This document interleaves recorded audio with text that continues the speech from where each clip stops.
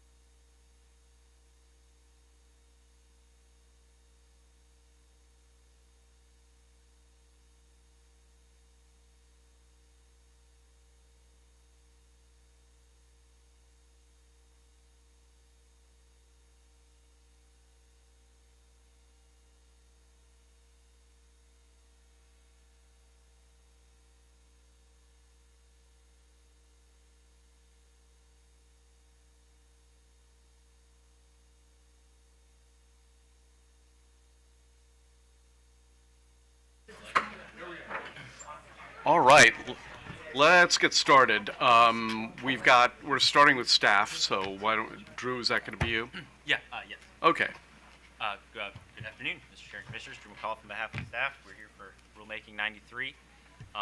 First, I just wanted to go over the statute that required these regulations, just to lay the groundwork on what the regulations were supposed to entail real quick. So this was the legislation passed last year. This is PUA 4212.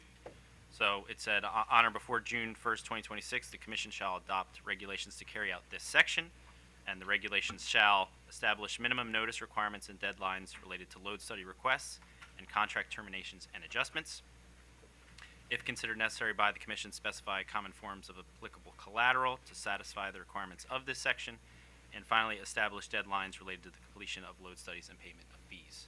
So those are the regulations staff and the work group focused on, and only those topics. So I know there were some comments about what the regulation should and shouldn't include, but that's what we focused on in the work group, was what was required by the statute. And in the future, just make sure the microphone's open. Sure. A little bit, just bend it upward. Gotcha. There we Is that go. better? Okay. Wait. Sure. So now, No, but we can just dive right in if you'd like. Oh, all right. Mr. Hoppick will speak up as needed as well, and I'll probably ask for his help a few times. So if we just want to hop right into the definitions section here, 01, based on... Oh, were we having? Oh, I didn't realize we were. Okay, why don't we wait for him to set up? I'm sorry, I hadn't. 35.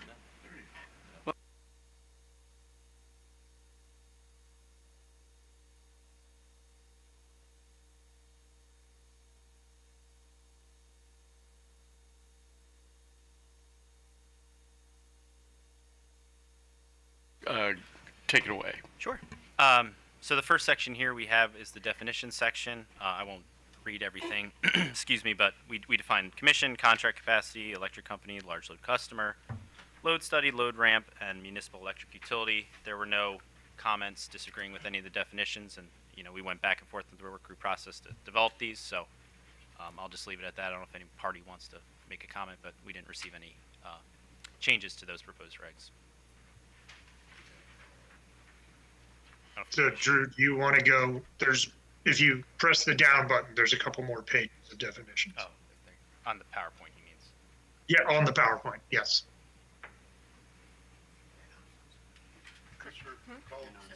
Sure. And I don't know how ticky-tack we're supposed to be at this point. There should probably be right where it says section, there should be like a 1-101T. Oh. If I'm being overly ticky-tack, just give me some kind of signal and I'll shut up. We can. Okay. I don't know if the commission has any questions. We can move on to 02, which is the load study request. I guess I can just read this to provide some clarity to the commission. This is just when a large load customer, just kind of defining how they will submit their load study request. So it just states a large load customer shall submit a written load study request to the electric company or municipal electric utility in the form and format specified by the electric company or municipal electric utility. And B, if the large load customer submits the written load study request pursuant to the electric company or municipal electric utility stated instructions, the large load customer has satisfied the requirement described in the COMAR section in A. So we didn't have any adverse comments to this section either. Commissioner Sutchin? Yeah, just a very quick question, because it's going to have relevance later in the draft regs, and that is load study. How extensive a study is conducted? I mean, you've got a large load that's coming on that's going to need generation, transmission, distribution. Sure. So who's doing the study and how extensive is it? Because I as I was going through the draft regs, I don't know that it's very clear in this.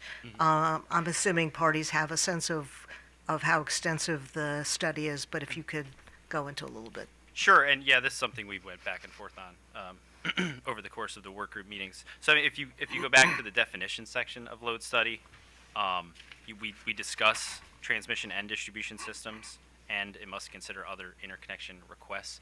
So there was some, issues probably not the best term, but the utilities do some things different ways. But so we didn't want to be terribly prescriptive, but we would obviously want them to include everything they need to include, which I don't think there's any concern that they will. But so for example, we've discussed cluster studies and things like that. So a lot of these utilities will need to go kind of even beyond just their own distribution utility and have their study connected to say the wider region and things like that. So they'll entail all of that. For example, if you have a very large entity that wants to site somewhere that has sufficient constraints that could result in capacity prices kind of going through the roof to be able to service that load. Is that going to be something that's going to be included in a load study? Capacity prices? I don't believe so. No. But it could. But that citing that load there could have an impact on capacity prices. So I guess so. where does, so what are you looking, or what will be examined and what's going to be outside the scope? I would argue that capacity prices would be outside the scope. The utilities can correct me if I'm wrong, but there's probably be very difficult for them to do that within a load study. I mean, the load study is just, can we send enough, electrons to the customer? Do we have the? Okay, so they're going to be mostly looking at wires. I believe so. Okay, so wires being transmission and distribution. Yes. Okay. All right, thank you. Mr. Chairman? Go ahead. So, Drew, do you- And then you. Go ahead. No, you're next. okay, all right. So, it says make a request to an electric company or municipal electric utility. So, I guess I'm, don't have any concerns about the IOUs and even Smeco and Easton, but what about Williamsport, Thurmont, and Hagerstown? I mean, are they going to be able to do this? I'm not aware if they've had any interest from customers. I mean, we just included that because that was in the statute to have the municipal. Well, I understand that, but I guess I'm concerned that, this may be some surprise they get and they may, not really know what to say, quite honestly. Yeah, that's a fair question. We haven't. I'm not. I don't know if other staff members, correct me if I'm wrong. I'm not sure if any of the municipalities have been sitting on the work group calls. But yeah, no. Obviously, they would have unique concerns, being that their load is so small. Okay. Linton? Thank you, Mr. Chairman. Good afternoon. I just had a framing question. There are several non-consensus items throughout Yeah, the right. proposed regulations.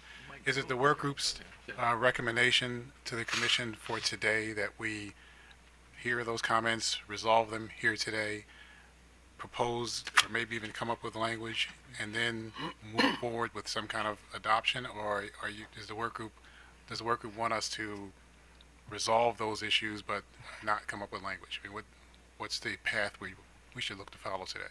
Sure. So it was my understanding that we would address the issues today. We think they're relatively minor. Okay. Just adopt the language as And adopt the after resolve. Okay, all right. any other parties free to disagree with that, but that's my understanding. Okay. All right. I appreciate it. Thank you. Thanks a lot. Anybody else? Okay. Go. Oh, yes, go ahead. Yes. Sophie? Yes, just briefly going back to the definitions, this fix does need to be made that Commissioner McLean pointed out. So I think it's 1-101T, and I need to make this in a track change. And then I also have a question for staff. I believe this is a non-substantive change, but this sentence, the load study must include the effects and interconnection on the utilities transmission. Should this "and" be "of"? In item 5 in definitions, 5A.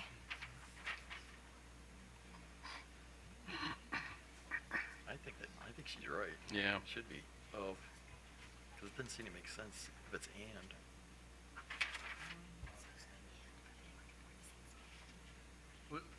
I think we think it's supposed to be and. Maybe if we could reword it. It's kind of, it's in the If this is an article, issue that so- only I am seeing, maybe it's an issue only I am seeing. I think you're right, so. Yeah. He can chime in if he wants. I think he would. Dave, if you have an opinion, feel free. No, I'm on the same page with you, on the and part. The same Is keeping it. keeping and. So if you got rid of and interconnection, because those are independent clauses then. So the load study must include the effects on the utilities, transmission, and distribution systems. And then the load study must include the interconnection on that doesn't make any sense. Do you see what I'm saying? If you take, since if it's an and, then effects needs to be on its own and interconnection needs to be on its own. And neither of those make sense without the other. Commissioners, if I may, I'm wondering if the load study must include the effects of the requested retail services and interconnection on the utilities. I think that reconciles what staff is trying to accomplish. Could you tell us, for the record, your name? Oh, excuse me. I'm sorry. Alexis Lewis on behalf of the Office of People's Counsel. Okay, thank you. I should have asked you to begin with. No, that was my fault. But that was just a suggestion because there seems to be a discrepancy of should we keep and or should we change it to of? And I think that's what the definition is trying to get at least that first clause. Okay, so can you repeat that language? Yes. So if you see 5 that defines load study and the requested retail services to the large load customer, then in A, I believe it should be the load study must include the effects of the requested retail services. No? No? Okay. I think it should be of.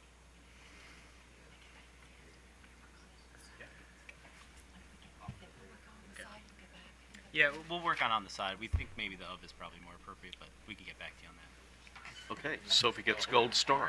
Yeah. Well, also because if you look at B, it says the load study must consider other interconnection requests.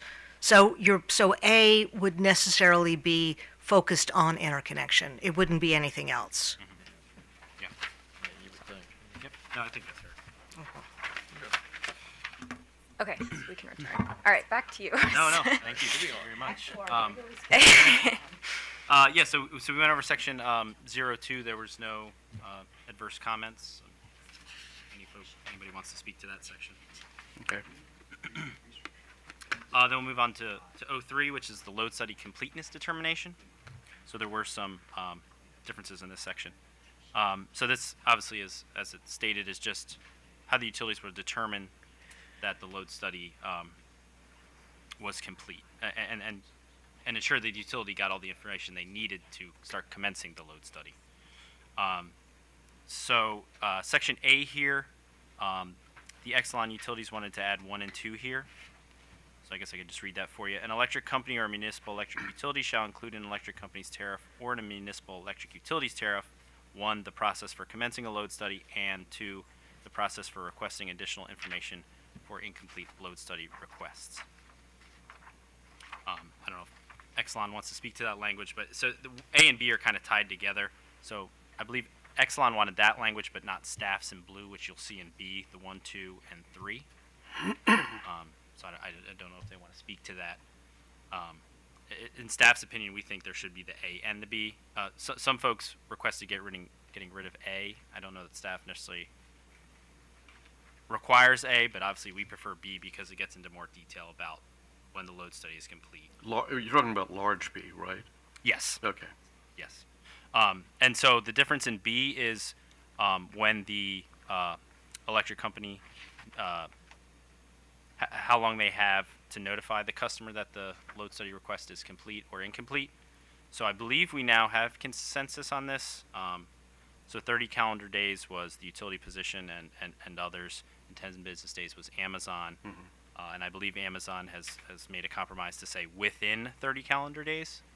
So I don't know if they want to speak to that, but so I think we have consensus on that to have it state within 30 calendar days and just strike the 10 business days. So it could be 29 days. Yes. Okay. So it doesn't read right if the shall stays.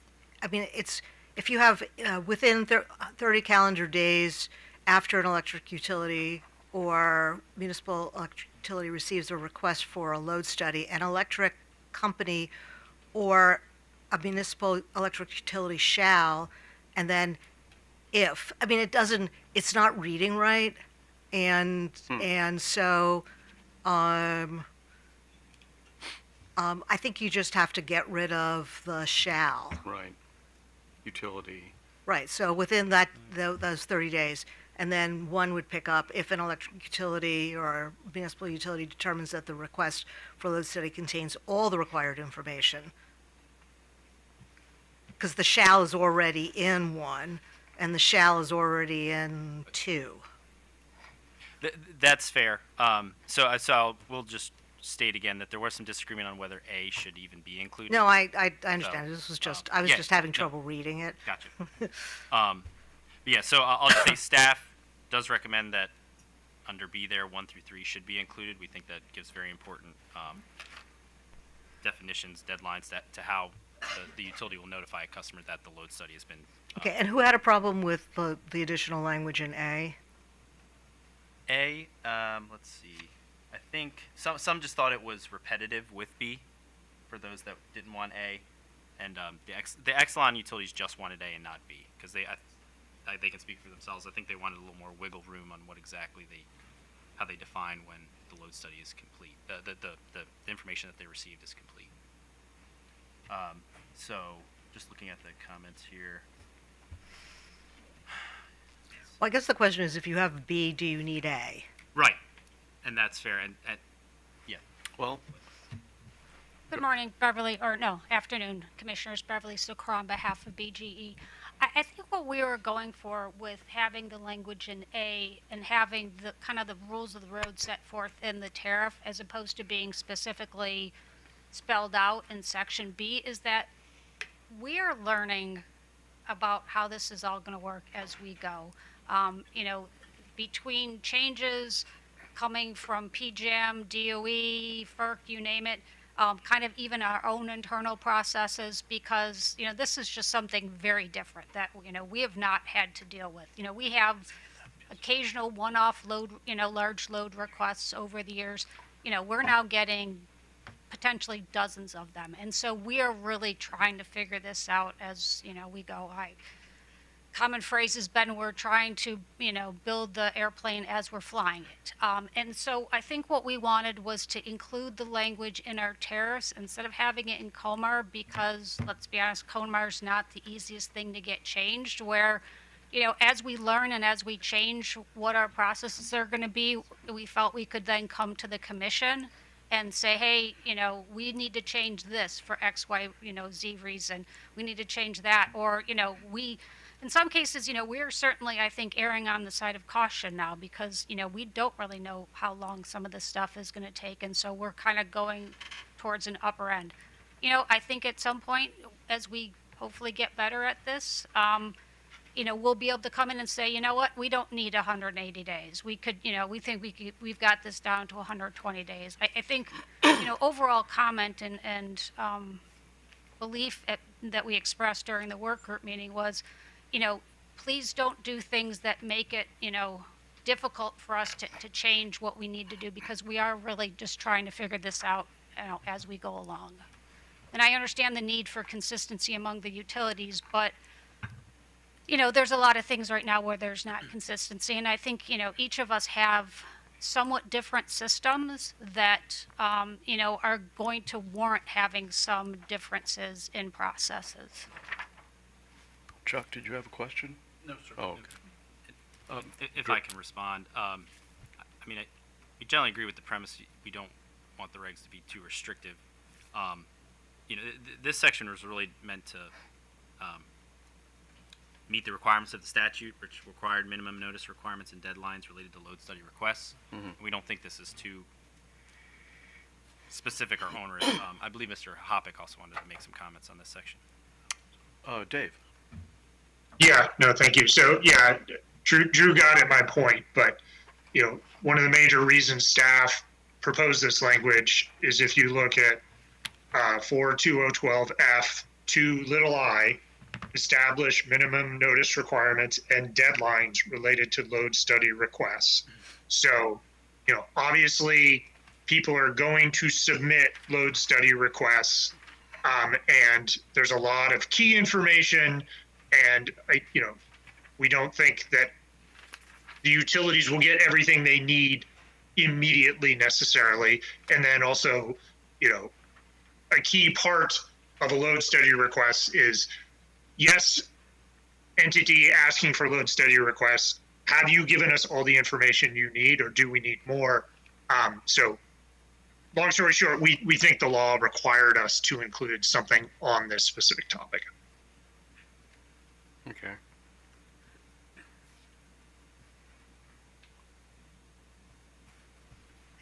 I could just, I'm reading this now, like, there's B2, big B, 2, little a, about large load customers shall provide the additional information or otherwise cure the deficiency within 10 business days.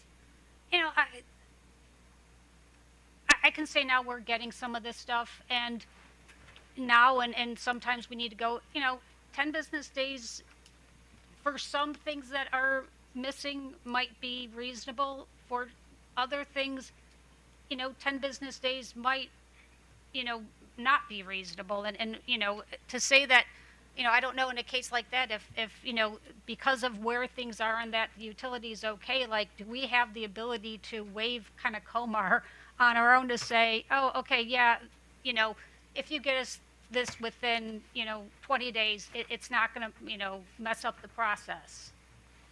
Again, this is not just even about the requirements for us. It's also, some of the requirements for the potential customers. Well, we're the enforcing body here, and I mean, I think, correct me if I'm wrong, we have some discretion if somebody's on day 11 or day 12, I think, don't we? But would you want us to have to come to you to get a waiver for Well- all those? Good point. Go ahead, Drew. Well, I was just going to say, I mean, we've had this edit in here for a while. This wasn't like when we added late, and we have a lot of large load customers on the call, and they were not offended by this 10 business day requirement. Right, but she's looking at it from the perspective of, Right, but this is coming from the customer. This is required information from the customer, not from the utility. okay. Yeah. So, Mr. Hoppick, I'm assuming that this language is driven in part because the legislature wants us to do this. And I guess, I mean, Ms. Cora, as much as I understand the concern in being able to meet the conditions, I mean, if we have to lay out timing in the regulations, I don't know that we have a choice. Yeah, I think that's how staff looked at the issue. Yeah, I mean, I think on this one, we really need to be mindful that they wouldn't have added that language if they didn't want us to have clarity on timing. I certainly understand. I do think, though, that maybe when this language was drafted, people didn't fully understand kind of what the implications of it. I'm not sure that we actually ever always fully understand the implications. I mean, I think, and you said it yourself, that I mean, this is going to be new. This is going to be, a new tariff, and there are going to be issues that come up. Yeah. And that's why we're here. So I think, sort of recognizing that, I mean, there is some discretion in the language or sort of later in the language. I mean, my sense is that if you're having trouble meeting that 30-day period, you'll come and talk to us. Again, 30 days, it's, the 10 days, though. Again, if the customer can't meet that within 10 days, are they going to come to the commission? Well, the next, Yeah. Michael Dean on behalf of staff, but the next item does say that okay. they can Sorry. Extend by mutual consent. extend the time period by mutual consent. For as many times as we've looked at this language, I've not remembered everything that's in there. Well, Yeah. right. I mean, Okay. some of fine. the concern, I think, Ms. Carr, is that we've heard concerns about the utilities, sort of acting on interconnection requests, and so my sense is that may have been some of what was driving the legislature to push us to make sure that there's some, Correct. And- I understand that. and so we need to be sensitive to that. Again, we were just hoping to get, and it's not that we don't want to set standards. I certainly think, we do, and we understand the need for that. It's just, where do you set them? Do you set them in our tariffs where there's, a easier ability to change them, or do you set them in COMAR? Okay, but you would like to have both A and B. I mean, if we're going with B, you would like to keep A in as well. Yeah. I don't think it hurts, to be honest. Okay, thank you. Okay, in our effort to not hurt things. Go ahead. Drew, do you have anything you want to add, or was it all addressed? I think it was all. I don't know if Earth Justice or PE are here and they want, because I think they both wanted A removed if we had B. I don't know that staff necessarily has a strong opinion about keeping A. I don't, if anybody wanted to speak to that, but A would be within the definition of tariffs. Right, sounds as though A is just going to have, it's the tariff directive portion of this section. So it'll probably just have a lot of what's in B in Right. the tariff. Yeah.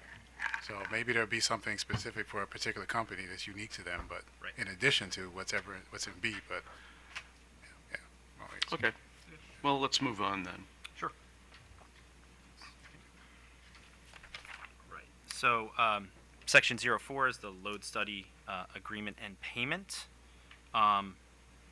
So again, this was required by the statute to set the notice requirements and timelines related to deadlines, related to the completion of load studies and the payment of fees.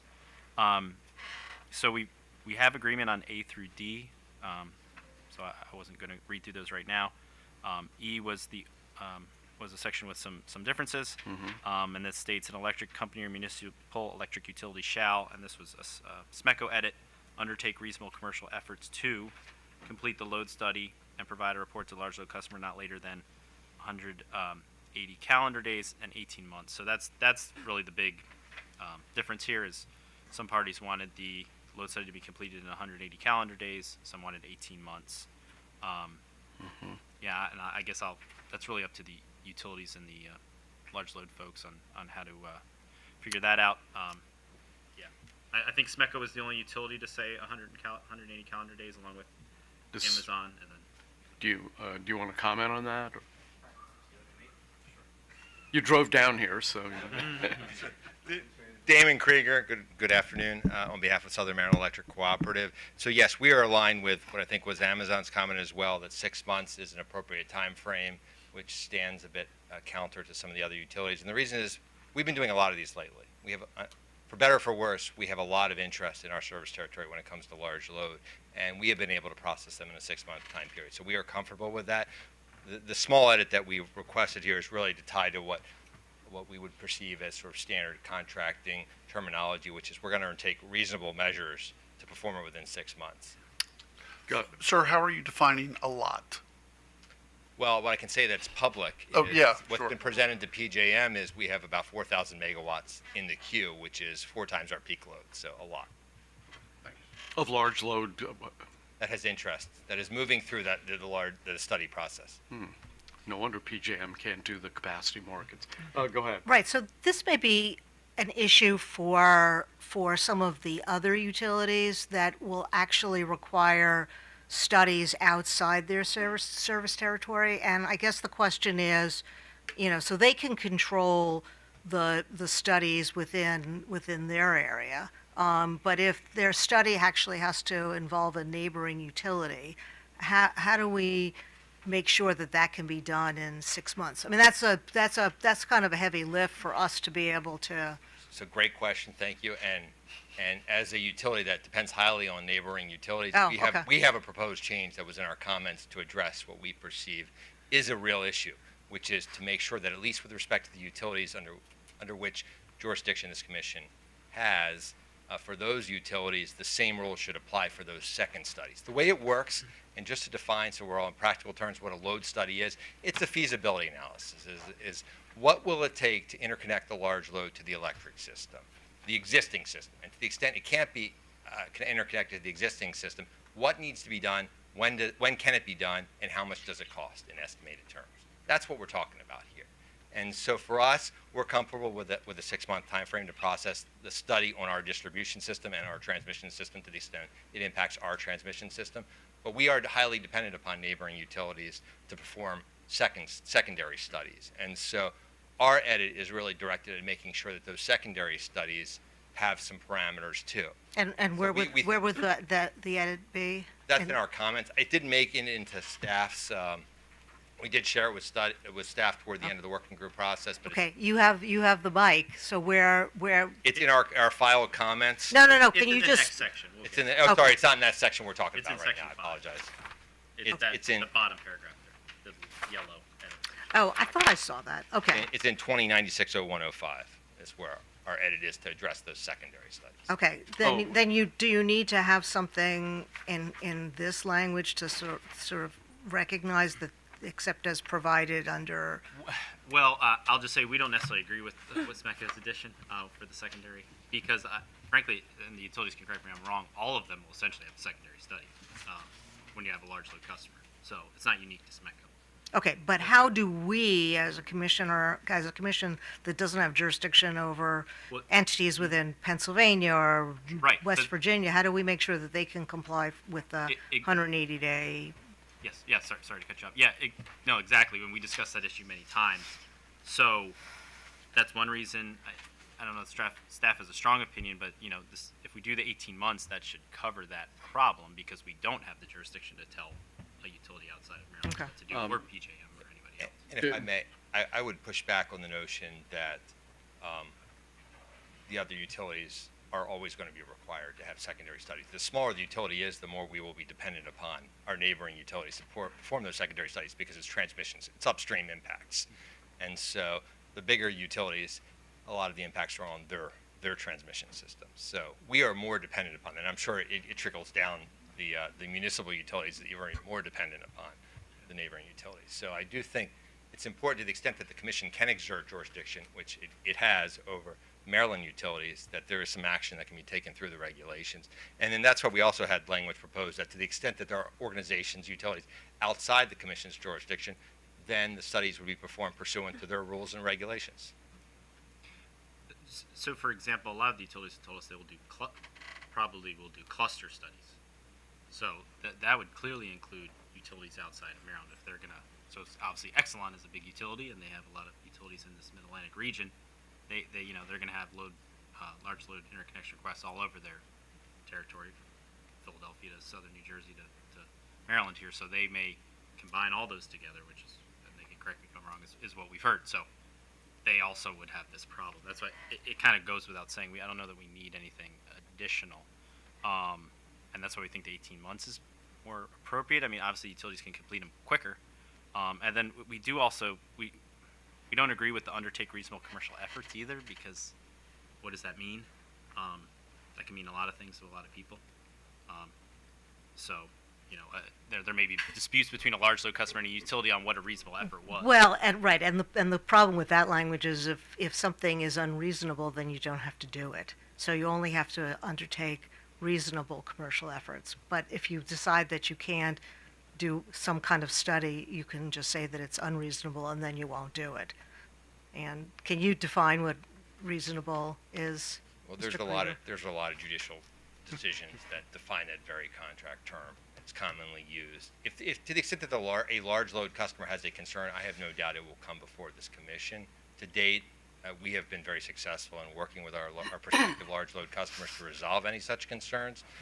But I do think the 6-month time frame is something we have worked in, and we have been able to accomplish to date. The question is, there could certainly be scenarios where it may take us longer than 6 months, and so that's where I think a reasonable standards needs to come into play. Well, but if you The take Mr. out reasonable, but you have 18 months, then you won't have a problem. If the standard is 18 months, we agree with you. Okay. No, go ahead. Do you want to comment? Good afternoon, Brian Green for Amazon Data Services. I want to speak quickly to the timing, the 180 days, because that was an Amazon proposal in the working group.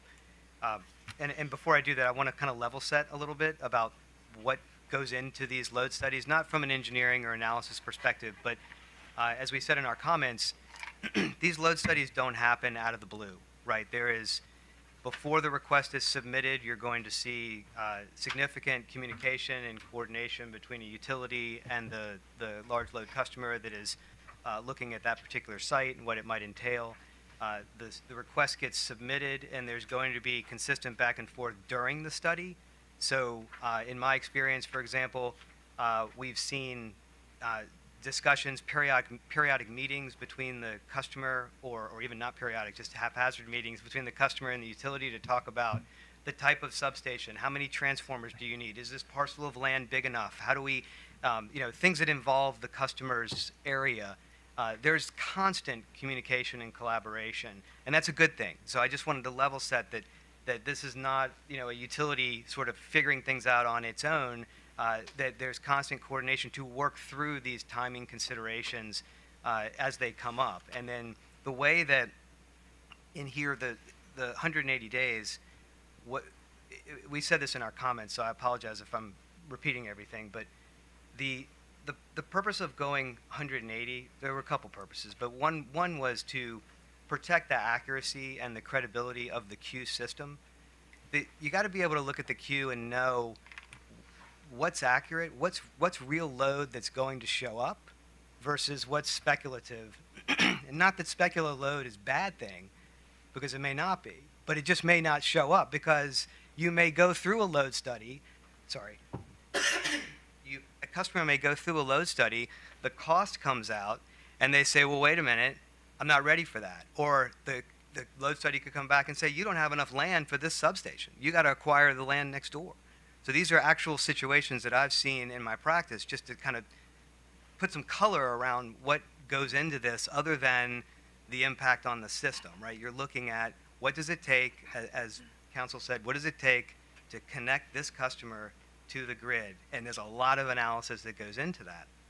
So if you're looking at a queue that goes out much longer, like 18 months, you're looking at megawatts that are in that queue that may very well drop out. And so if you're trying to do planning and analysis around what's in the queue and what's coming, you have to know that that is real load and not speculative load. And so it's a customer ratepayer protection as to what needs to, for planning purposes, you don't want to have a lot of megawatts in there that aren't going to show up. And then the final thing is that we're seeing a lot of, on the timing of a load study, there is no industry standard.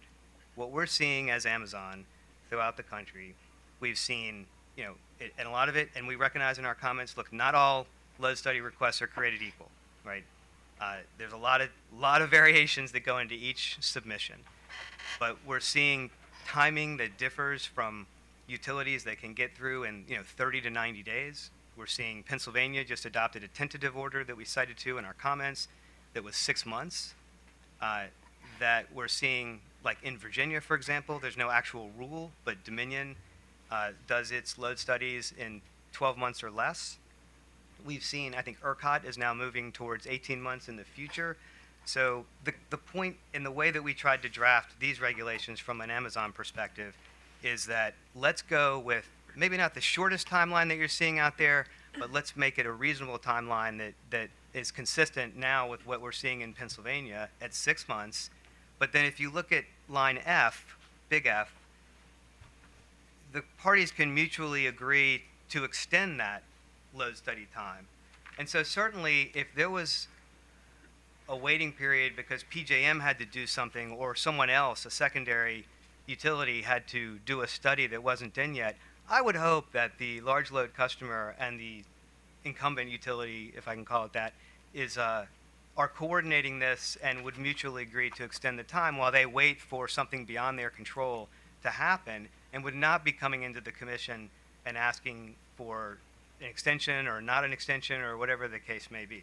So that's how we tried to get about this, and I just wanted the commission to understand the parameters of what Amazon was thinking as we went through these rules. In listening to you, Mr. Green, I almost was getting the impression that you were advocating for 18 months when you were going through all the steps and all the procedures you would have to go to. You're comfortable that can be done in 6 months, all those steps? That's what we're seeing, is that it can get done in 6 months, and that, like I said in the rules, in the way that it's been drafted, is that if, however, it needs to go beyond that, because of a special SMECO situation or because of a PJM study that we're waiting for, then the parties should agree to extend the time. But let's not go with the longest amount of time that we're seeing in the market right now, and then hope we can beat that when we're going to have potentially speculative megawatts in the queue. Well, you were saying were you saying it was ERCOT that was doing this in 18? Right. I'm saying, in the interest of full disclosure, my understanding is that ERCOT in the future will be going out up to 18 months, I think, and I just exhausted my knowledge on that. So okay. But my only point was that there's no industry standard, so we tried to pick something that was sort of right in the middle of what we're seeing in the market today, with the understanding that there is coordination and everyone can agree to extend that timeline if we need to. Well, Ms. Cora, did you want to say anything about this? Oh, yeah. Wow. I think Mr. Hoppick also wants to say. Oh, all right. Well, before Mr. Green, if you're willing to do sort of halfway, since we didn't hear that 3 months was available, we've got 180 days, 6 months, or 18 months. So halfway would be 12 months. And if we have 12 months with the ability to extend, and then also the utility coming to us for further extension, then maybe we have enough flexibility there. Would 12 months work? Well, okay, so if the question is, do you want 12 months or 18 months, I'll take 12. Okay. Okay. Thank So you. That's all I have. But let me just throw one more little kink into this, and perhaps this is a Potomac Edison question. If Pennsylvania goes with 6 months, and Maryland is at 12 or 18, something higher than 6, then there might be, and this is just, I don't have any evidence of this, but I'm just throwing it out there for consideration. What we wouldn't want to see is that Pennsylvania projects slide in before Maryland projects because they're on a shorter clock, right? They have 6 months, here you have 12 to 18, and so the utility can say, we'll slide that. Well, you know, slide Mr. Maryland Green, aside, Mr. Green, I think if a data center occurred in Pennsylvania, it would probably be more due to the presence of fracked gas and generation and the prospect of more generation in the future than it would be a calendar item, I think. But We also don't know what the language, I mean, it's hard for me to believe that there would be language that has 12 months without any ability to extend for a variety. And this is also within 12 months. And so, I mean, if we believe Mr. Krieger, they get this stuff done in 6 months. So it's just that this creates a wall and a suggestion to the utility. But it just seems to me that if you have 12 months with some ability, some flexibility in here, that kind of gets you to where you want to go. Yeah, Drew? I think Mr. Hoppick wanted to respond to that. Oh, But yeah. The PA, the 6 month, there's a distinction there. Yeah, David? Yeah, thank you. Yeah, so in the Pennsylvania PUC, they actually put out a draft model tariff. They do have the 6 months, but they also say that there will be cluster studies. And they haven't made a decision on the timing, but that 6 months is you have a window to submit. That window ends, and then the cluster study begins. And so, I think it's safe to say that we're likely going to have utilities doing cluster studies out of necessity because they're going to get multiple requests in the same general time period. And if you just have 6 months, that is from the date submitted. And if there's 5 more months until you start the cluster study, it's just an impossibility. So it's obviously less of an issue with 12 months, but 18 certainly not an issue. But 6 months without accounting for cluster studies, as the Pennsylvania PUC has said, that's their plan. They haven't given a schedule or made a decision on a schedule yet. I think doesn't work. And then the Potomac Edison comments, and sorry, folks from Potomac Edison, to put you on the spot. They do talk about the PJM RTEP process taking up to 18 months. And if you have to build transmission, staff's understanding is you have to bring it to PJM, and thus I don't know if PE folks are in the room, but I think They are. having them talk about that would be helpful.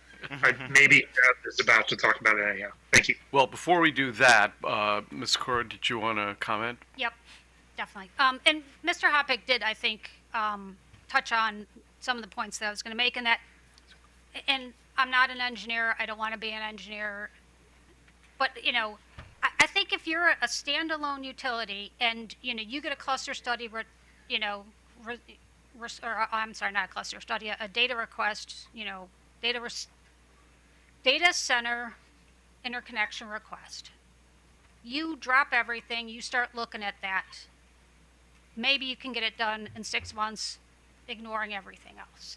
And that's kind of what the Exelon utilities were doing for a while. And honestly, we realized it didn't make sense, both from, internal resources and ultimately from, figuring out what really was going to be needed to serve the load. So that's where we went to this cluster study idea that, hey, at least for the Exxon utilities on the East Coast, we are going to basically, I don't want to call it an open season, but we're saying, hey, we're going to do these clusters from time to time, and I don't exactly recall how often we're doing them right now, but the goal is to do them more quickly as we get better at this. But, we're going to say, hey, get in your requests. We're going to do this cluster so that we can take what we get and look at it all together to figure out what is going to be needed on the East Coast to, interconnect these.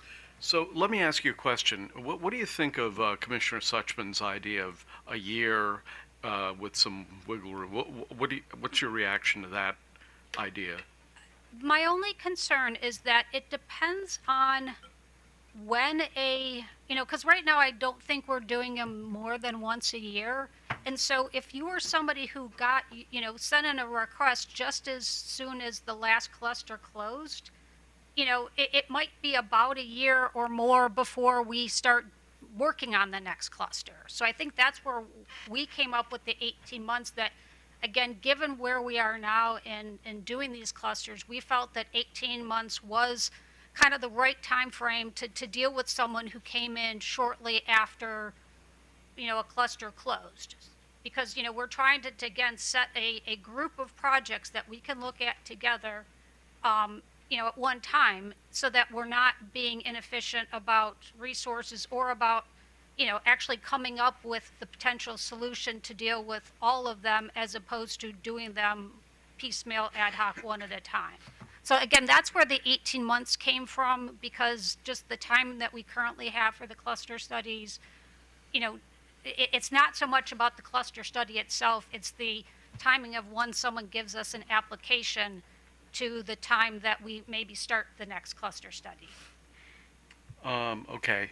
Does PE want to comment, since you've been besmirched on several occasions? I've been summoned. Good afternoon, Jessica Raba on behalf of Potomac Edison. I'll just offer a couple quick responses. One, I want to be clear that First Energy processes these applications in the order that we receive them, regardless of what jurisdiction they're coming from. So there would be no jumping the queue because of a deadline that one state has as opposed to another.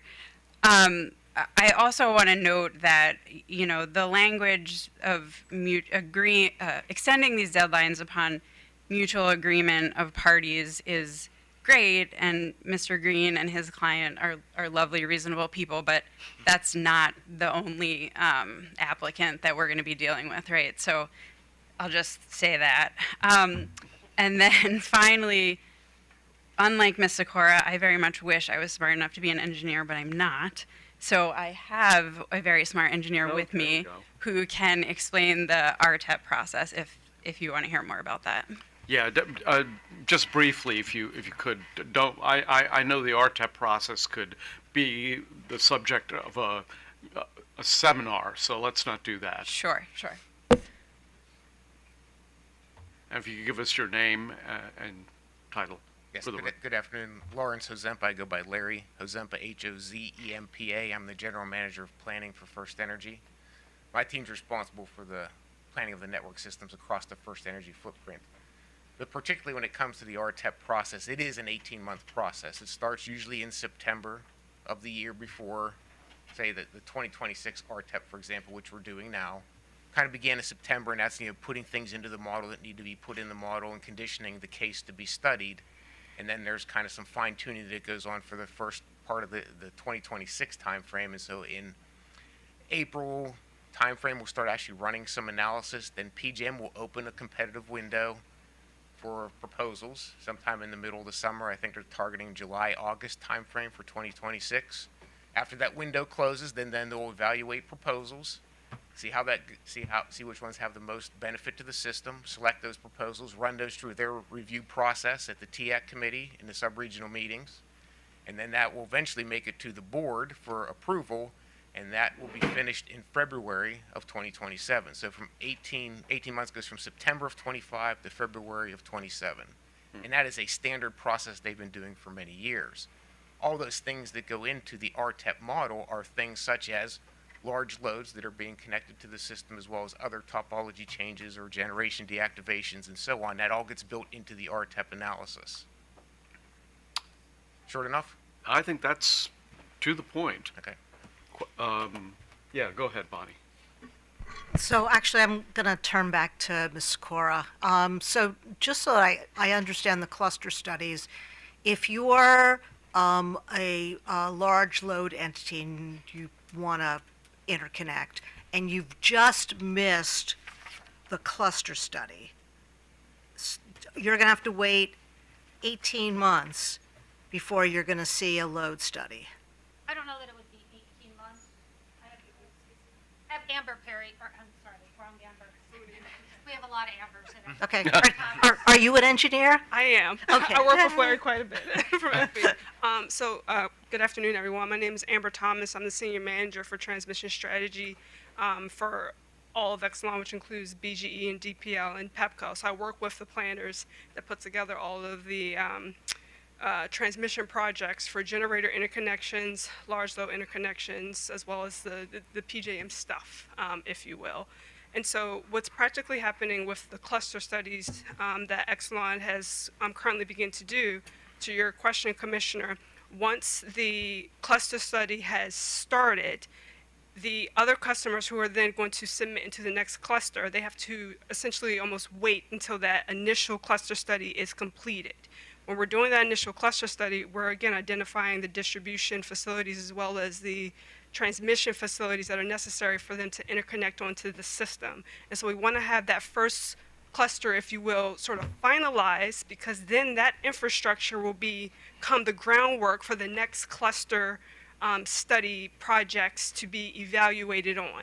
And so depending upon how many customers are being studied in the initial cluster will help determine how quickly we can actually get through the large load study process. So by way of like a fictitious example, if we had a cluster window open, if you will, and we only got 3 projects in, then we're probably going to be able to get through all of the analysis in the PJM process that Larry, the FE rep, was just talking about. We probably could get that done sooner than 18 months. But if we have instances where we have dozens of those projects, again, we're identifying all the distribution facilities, the transmission facilities, we're performing thermal analysis, voltages analysis, stability analysis, short circuit analysis, as well as working on executing the contracts. Yes, this could take 18 months to get through that. But then once that's done, for the customers who then come into the next cycle, they will be studied once we've pretty much concluded the previous cluster. And so as much as I recognize, I think a few moments ago you were noting, hey, maybe 12 months is the way to sort of like split the difference between the lower end and the higher end. We're recognizing that we do just, given, and at least I can just speak for Exelon, and we can use BGE even as an example. Even though BGE, a lot of the infrastructure is based in the Baltimore City area, because the transmission is networked, it's connecting to PECO, it's connecting to other entities. There's a lot of additional coordination and studies and things that we have to do to process all of that work, and it does take us time. And we're doing these studies in conjunction with, as what Larry was noting, taking a look at the other transmission infrastructure that's needed to address other load growth completely outside of our region, just due to natural load growth, even outside of data centers, while also taking a look at the infrastructure that's needed for generator interconnections. And while we're doing all of this, which I think is also helpful for the record, it's just we're also looking to see what's the best infrastructure to address all of this. So by way of example, if you have, let's say, a large load customer that's driving transmission infrastructure, is driving a need for transmission infrastructure, but we're also seeing generator interconnections that are driving the need for that same transmission infrastructure, then we can probably do a 2-for-1 sort of situation where we can build out transmission to address both of those issues versus stringing transmission lines all over the place. So we are working to be just efficient and effective and cost effective in designing all of this. Okay, so your cluster studies are not going to just be about large load. They're going to also be about generation trying to interconnect, and hopefully it's also going to be about your distribution right, and the Going to distribution include system the planning. information of other generation interconnections that are taking place based off of the models that we're using. Okay, and you're doing the cluster study now? Yes. Okay, and then once you finish, when is the cluster study going to finish? I don't have that information at the ready. Okay, but once you do the first one, Yes. are the others going to go quicker, or do you think you're going to need the same 18 months for each one of those? So I think, again, it's going to depend on the size, and by size, I mean the number of requests that are within the cluster study and the actual size of the interconnection. So by way of reference, if we have, let's say, less than 5 customers, and their total is less than maybe a gigawatt of load, then they're potentially, depending upon what issues we're seeing on the system, we may not necessarily need 18 months. However, I think right now we're not really seeing that be the case, because we are seeing instances across Exelon's footprint where you will have a single customer that's looking to interconnect 2 gigawatts or 1 gigawatt. And so when you have multiples of these customers that are coming in with gigawatt level requests, the size of cities, we now have to, again, evaluate what infrastructure is going to be needed to serve them. And it's just going to take us time to not only identify what those issues are, but also how to solve them. Right, but it seems to me, based on the language that's here, if we do set 12 months as just kind of like that's where we'd like to get to, but we have this ability for the utility to come to us and say, we can't possibly do this in 12 months, we're going to need 18, and it may be that you need more. I mean, if it's a gigawatt, you may need more than 18 months to do an adequate study. So it'll give you that sort of flexibility, knowing that we've kind of set the bar. Maybe we've set it a little high, but maybe it's a little aspirational, but maybe that's kind of where we'd like to get to. Well, let me ask the question this way. Forgive me for Yeah, no, interrupting you.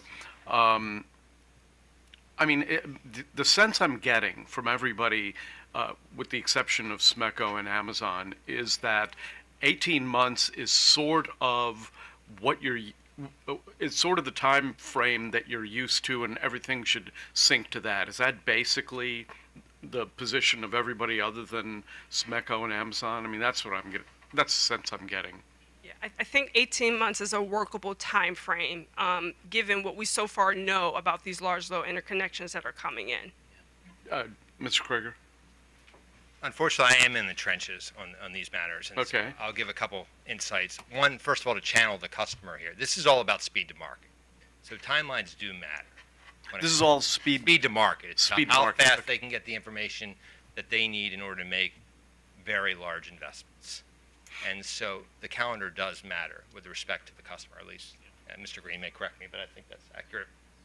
And so what I'll tell you, this is a very iterative process. But if we made it 18 months, that doesn't require you to consume 18 months. Right, absolutely. And so I think from SMECO's perspective, we're good with 6, we're good with 12, we're good with 18. We're going to try our best to deliver at 6. Okay. That's what we're committed to, and we have done successfully with our customer. I'll tell you, it's the secondary studies, which I believe it was Pepco or Exelon's representative that sort of talked a little bit about cluster studies, which from our perspective is really that secondary study, which is it may take a month to come to a determination in a study that more study is required, and this is who needs to study it. And those are typically the utilities upstream or PJM or other organizations. But from a first look, which is what we're doing at the distribution level, At least we've been successful in doing it within 6 months. But that study, that result of that study may say, look, our existing system is configured as such, it cannot accommodate a gigawatt of load, and so more study is required. And then we go to those upstream studies. So there's a lot of studying involved. It Drew, takes a did lot of you? time. Oh, well, go ahead. So Fred. actually, I have a question for Mr. Green. So, And then you, and then after that, you, Drew. so in the process of developing these proposals, where do these load studies fit in? I mean, obviously, there's lots of things you've got to examine when you decide where you're going to locate a data center. So I'm trying to figure out where in the process this thing fits in. So, I mean, as far as, are you asking about like the site evaluation, like where am I? Right, yeah. I mean, when you're trying to figure out, if you're going to put it in, McDonald County, you obviously got to find the land, and I guess my understanding is that, most of these data centers also require a certain amount of water, and so there's other things that impact where you locate the data center other than the electricity. So I'm just trying to figure out where the electricity piece of the puzzle fits in. There's the load study, right? And how long it's going to take to get through the queue, get the study, and figure out what is needed for me to interconnect and how much is it going to cost me, right? Those are huge issues, and there's we'll talk today about collateral, which and ways to firm up the queue, right? Which is, in Amazon's opinion, what the shorter time frame of the queue is one reason it's needed, right? So you can rely on the megawatts that are going to show up. But once you get the load study results, you're not bound. Like, the customer's paying for the load study, right? But you're not bound to build anything, because you could get the load study and there may have had a different business model. You may not like what the load study says. You may not like what it costs. So you could you could abscond with your plans and look for a different county or a different state at that point. You also could be in queues in different states at the same time, looking to see what are these different load studies going to say, or what is another reason why, right? Load studies or queues can be inflated. So. Well, they are inflated. Yeah, we understand that. And I guess that's they're another grossly inflated. That's sort of an ancillary concern I have about multiple. Mr. Chairman, I didn't mean to suggest that they're not. I'm saying Sure. that trying to answer Commissioner Hoover's question. And I hope am I getting there? I guess. I mean, Yeah. my impression is that this is a pretty early on and fairly fundamental part of the process. Right. And with me is Amazon's Rob Karate, who leads Maryland's public policy objectives. So let me turn the mic over to him. Thank you, Commissioner. Rob Karate for Amazon. I think your question gets to a fundamental issue here, which is that load studies, even as they're defined here, are not a final gating mechanism. Okay. They are something that happens, I would probably classify it as in the middle of the process, as we evaluate the potential places where a data center might operate. There are all kinds of considerations, to your point, around land, water, other resources, other financial questions. This helps provide an accurate assessment from the utility to say, here are the resources that would be required for investment. Our argument for why a 6-month, or even to Commissioner Suchman's point, a 12-month process would be most helpful is that as we look at particularly the states that are closest to Maryland, and as we think about other states within the PJM queue specifically, right, where we have, say, Ohio, which has much shorter windows for load studies. Pennsylvania has it 6 months. Virginia is a little longer at a year. You want, ideally, those to line up so that you're establishing the same process no matter where within PJM you're going. And also, to the point of inflated queues, in an ideal world, we want Maryland's queue to be as accurate as possible. I know that's something the Commission cares quite a good deal about. Our belief is that a 6-month process gives you the best chance at an accurate queue, which we think is an important step in protecting ratepayers. Well, let me ask this question. I mean, you mentioned Ohio and Pennsylvania. Yeah. Pennsylvania certainly, and on some months of the year, Ohio, these tend to be energy exporting states. Maryland is a net energy importer and has been for a very long time. And so I'm just, is it really the two questions I have? Number one, is it really sensible to measure us against those states as yardsticks? And number two, I don't understand why 18 months is a problem, because you can still, if your company and a utility can agree to do this in 6 or 7 months. I think the challenge with 18 months, Mr. Chairman, is that the way that the regulation is written is that 18 months is the deadline by which the utility will have to provide the study. So if I'm a utility, I can take that full 18 months, and I would understand why a utility would do that and would see it as within its best interest to do so, right? They are not incentivized per the regulation to move faster. So our argument for either a 6-month or, in Commissioner Suchman's argument, a 12-month process is one that, you're correct, allows Maryland to address its specific needs. It is different than Pennsylvania. It is different than Ohio. Could not agree more. So a 6-month or a 12-month process would not put Maryland at the leading edge and the fastest on these, but it certainly would keep it from being on the far end of the laggard side of things, which I think, to your point, might be the best position for Maryland to be in, given its traditional place as, you're correct, an energy importer, and one where you have a mix of small and large utilities that are figuring out this process in real time. We think a 6 or 12-month window would allow them to do that. I think the other thing I would say is that an 18-month, if we don't have the answers, right, if the difference between getting these answers in 6 months versus 18 months allows us to make earlier investment decisions, including investment decisions not to come, which might be something that could be of help, or we could make the next thing that comes after this are things like energy service agreements, which obviously the work group will be discussing next in its deliberations. So we think that's a reasonable request. Okay, well, thank you. That was very helpful. Drew, you've been with... Can go first. Mr. Corrigan go first. What, pardon me? Mr. Corrigan go first. Oh, all right. Go ahead. I guess wanted to say this, and I didn't get into last time. I think Amazon is trying to scare you a bit with this idea about speculative loads. That you don't want these speculative loads because that's going to increase capacity prices. These loads are not included until after this. So this idea that you want to get through this cluster study because you don't want ratepayer impacts. There is no impact because we are not including those loads in anything to PJM to include in any capacity calculations until after these studies are done, after additional agreements are in place. So I don't appreciate the So you're, well, let me ask you a question about that, and forgive me for interrupting you.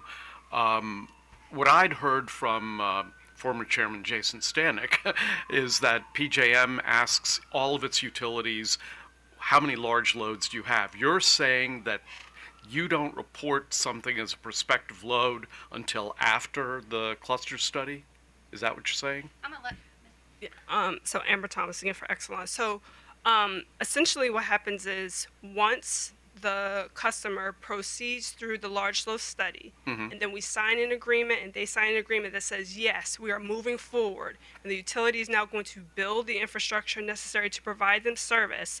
It's at that time, as we are also in parallel working with PJM on the load forecast, we will provide to PJM data of the load customers that are not data of the load customers. We will provide to PJM the megawatts of customers that are going to be moving forward. So we could have, and these are fictitious numbers, we could be studying literally 10 gigawatts of requests and only provide to PJM 3 gigawatts of signed contracts that says like, yes, this customer is moving forward.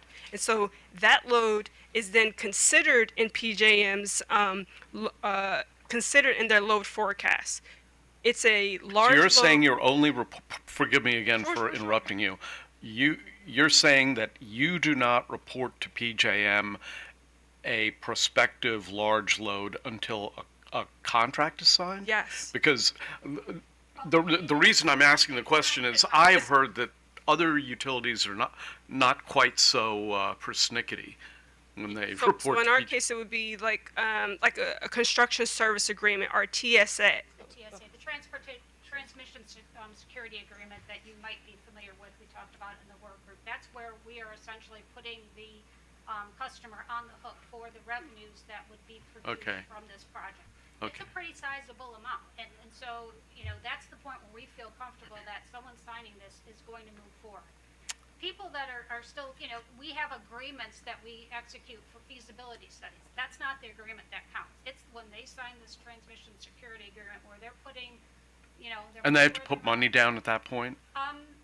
Generally, we ask for a letter of credit, because that's the most liquid form, I mean, other than cash, but we don't want hundreds of millions of dollars in cash just sitting around like that. So, yeah, I mean, they're putting big dollars down at that. Okay. That's when Exelon, I can't speak for other utilities, but that's our problem. Yeah, from what I've heard from PJM, the other utilities are not quite so conservative in their reporting.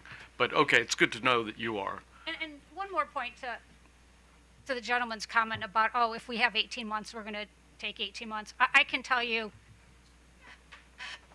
I've been in conversations with senior leaders at Exelon, and if anybody at Exelon said that they were going to take 18 months because they got 18 months, they'd probably be fired. You know, this is certainly something that we're well aware of. We understand the pros and cons. You know, we're not trying to be a hindrance.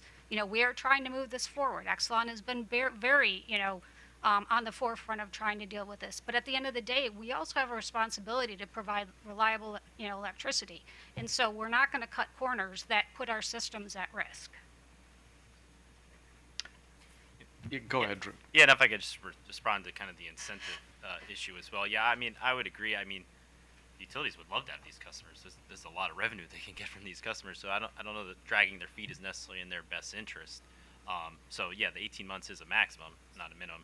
And another thing, I mean, it's a minor point, but there could be some administrative burden if we were to make a shorter time frame, because as you're aware, there are many buck sheets on community solar extension requests.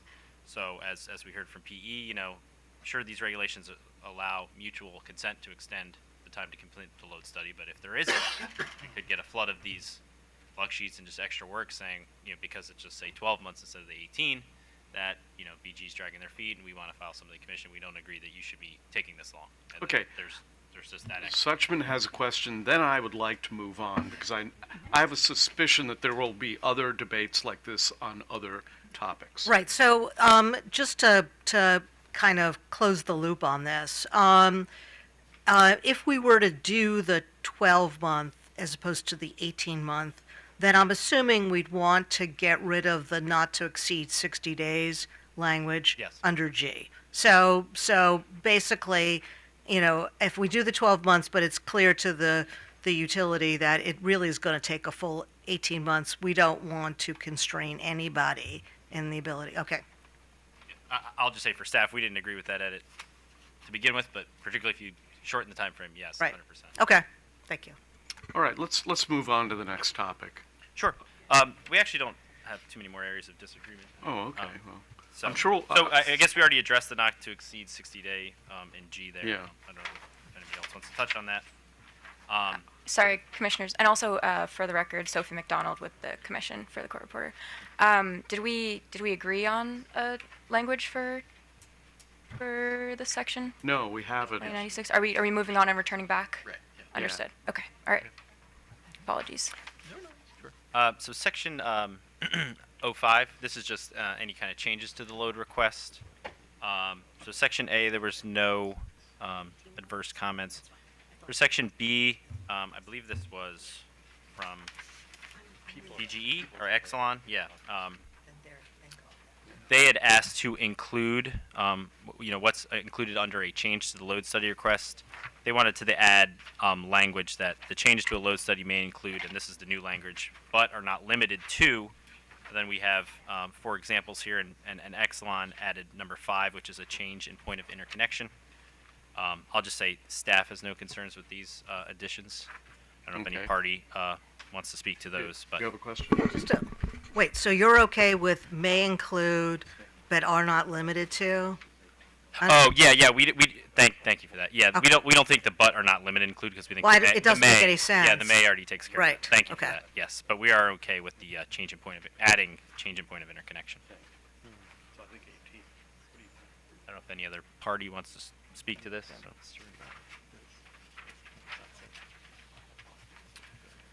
Okay. So then another change in this section was E. So this was the SMECO edit Mr. Krieger was speaking to. So so currently it just says if an electric company or municipal electric utility determines an initial load study is necessary, the company shall conduct the load study per the previous section.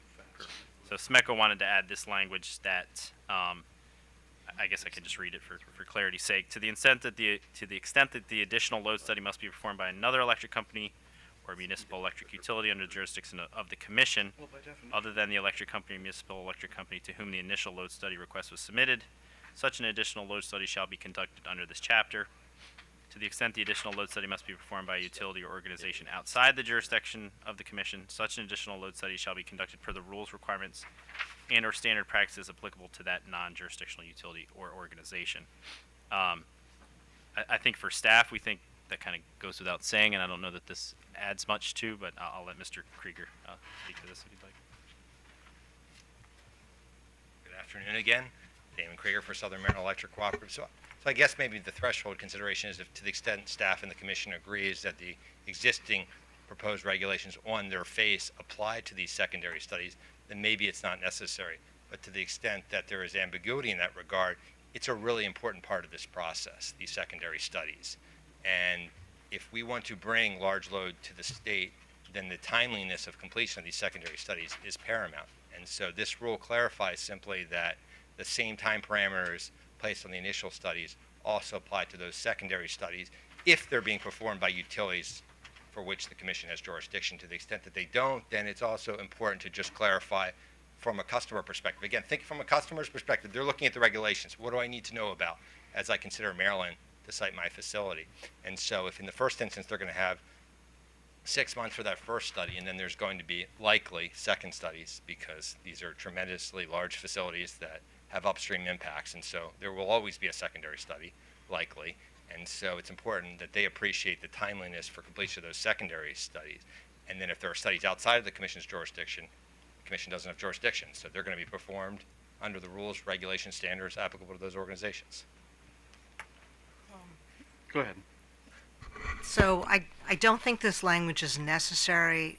I think it might be a little confusing, but also the responsibility for the study is the electric utility. So if the utility is relying on others, it's their responsibility to make sure that it's done. So I mean, certainly we can't really speak to entities we don't have jurisdiction over, but this would be sort of like extending our authority to contractors and subcontractors. I mean, I think, if there needs to be studies outside outside, if BGE is doing a study and then it needs to do some analysis in Pennsylvania, they're going to be responsible for that. That's going to be part of their study. So And I think that's part of the challenge. So a Maryland Electric Company utility should not be held responsible for a secondary study that's performed outside the jurisdiction of its commission, because we can't hold their feet to the fire. So that's part of the concern too. right, but I don't think that we can lay out jurisdiction in the paragraph. I mean, I think it's going to.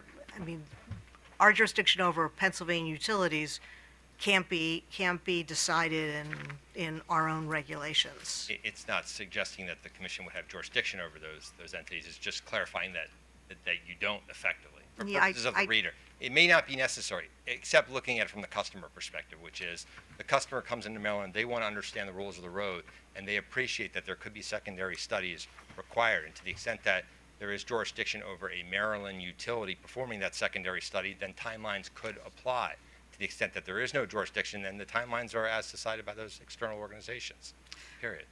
On the second. Yeah, sometimes less is more. I mean, I don't know that we have to lay out who has jurisdiction over what in. So I think that the consequence of not doing something here is simply that the neighboring utility could take 5 years to perform that secondary study, because there's no requirement that the neighboring utility, unless the commission reads it as maybe staff reads it, which is But all we the rules can't. apply. But we don't. If that neighboring utility is in Pennsylvania, there's nothing we can do about that. Yeah, I'm sorry, I'm talking about the neighboring utility within the state of Maryland, Yeah, I'm which is not. the case for SMECO. So, Yeah, so I- we are I- dependent upon our. Right. Well, then you can come to us. Mr. Krieger, what if we threw in the previous section under E, complete the load study and any secondary study? Would that secondary load study at least specify, would that address your concern if it's specifically laid out? Well, if I can interject, Sure. Commissioner McLean, I don't think we'd love that language because we Okay. went back and forth a lot in the working group on like, well, what's an initial load and you know, you can't because they kept the utilities, I should say. We're arguing you can't really bifurcate it and say, well, we did our part, but we need this entity to help us do the other.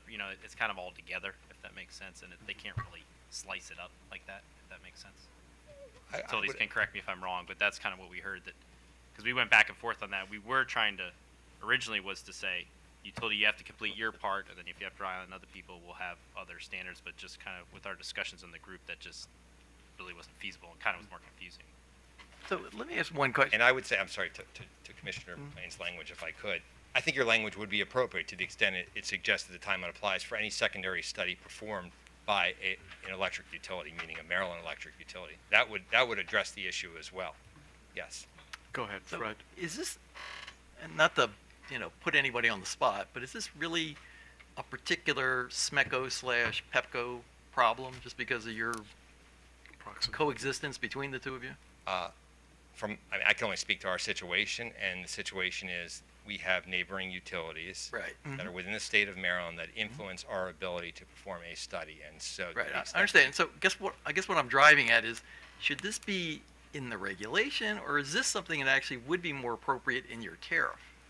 So I think that well, I'm not sure in our tariff we could provide a timeline with respect to a secondary study being performed by another utility in Maryland other than SMECO.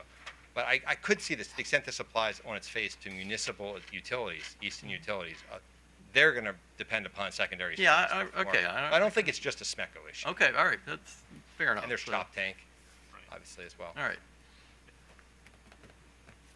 Any other questions? Oh, yeah, go ahead. So, I mean, it just seems to me that if you can't complete the study within that period of time, then you know, there's already language here that says you could just come to us and say, we've got 90% of the study done, but we're still waiting on the 10% that this utility is doing, and they're not giving it to us. And we can kind of go, I get nervous about laying out sort of legal authorities within regulations. I certainly don't want to lay out what our authority is. So that actually, I mean, I've said this before in other contexts, that always makes me really nervous. I mean, the regulations are supposed to be applying to you, not to us. And so this is kind of laying out where our jurisdiction is or may not be.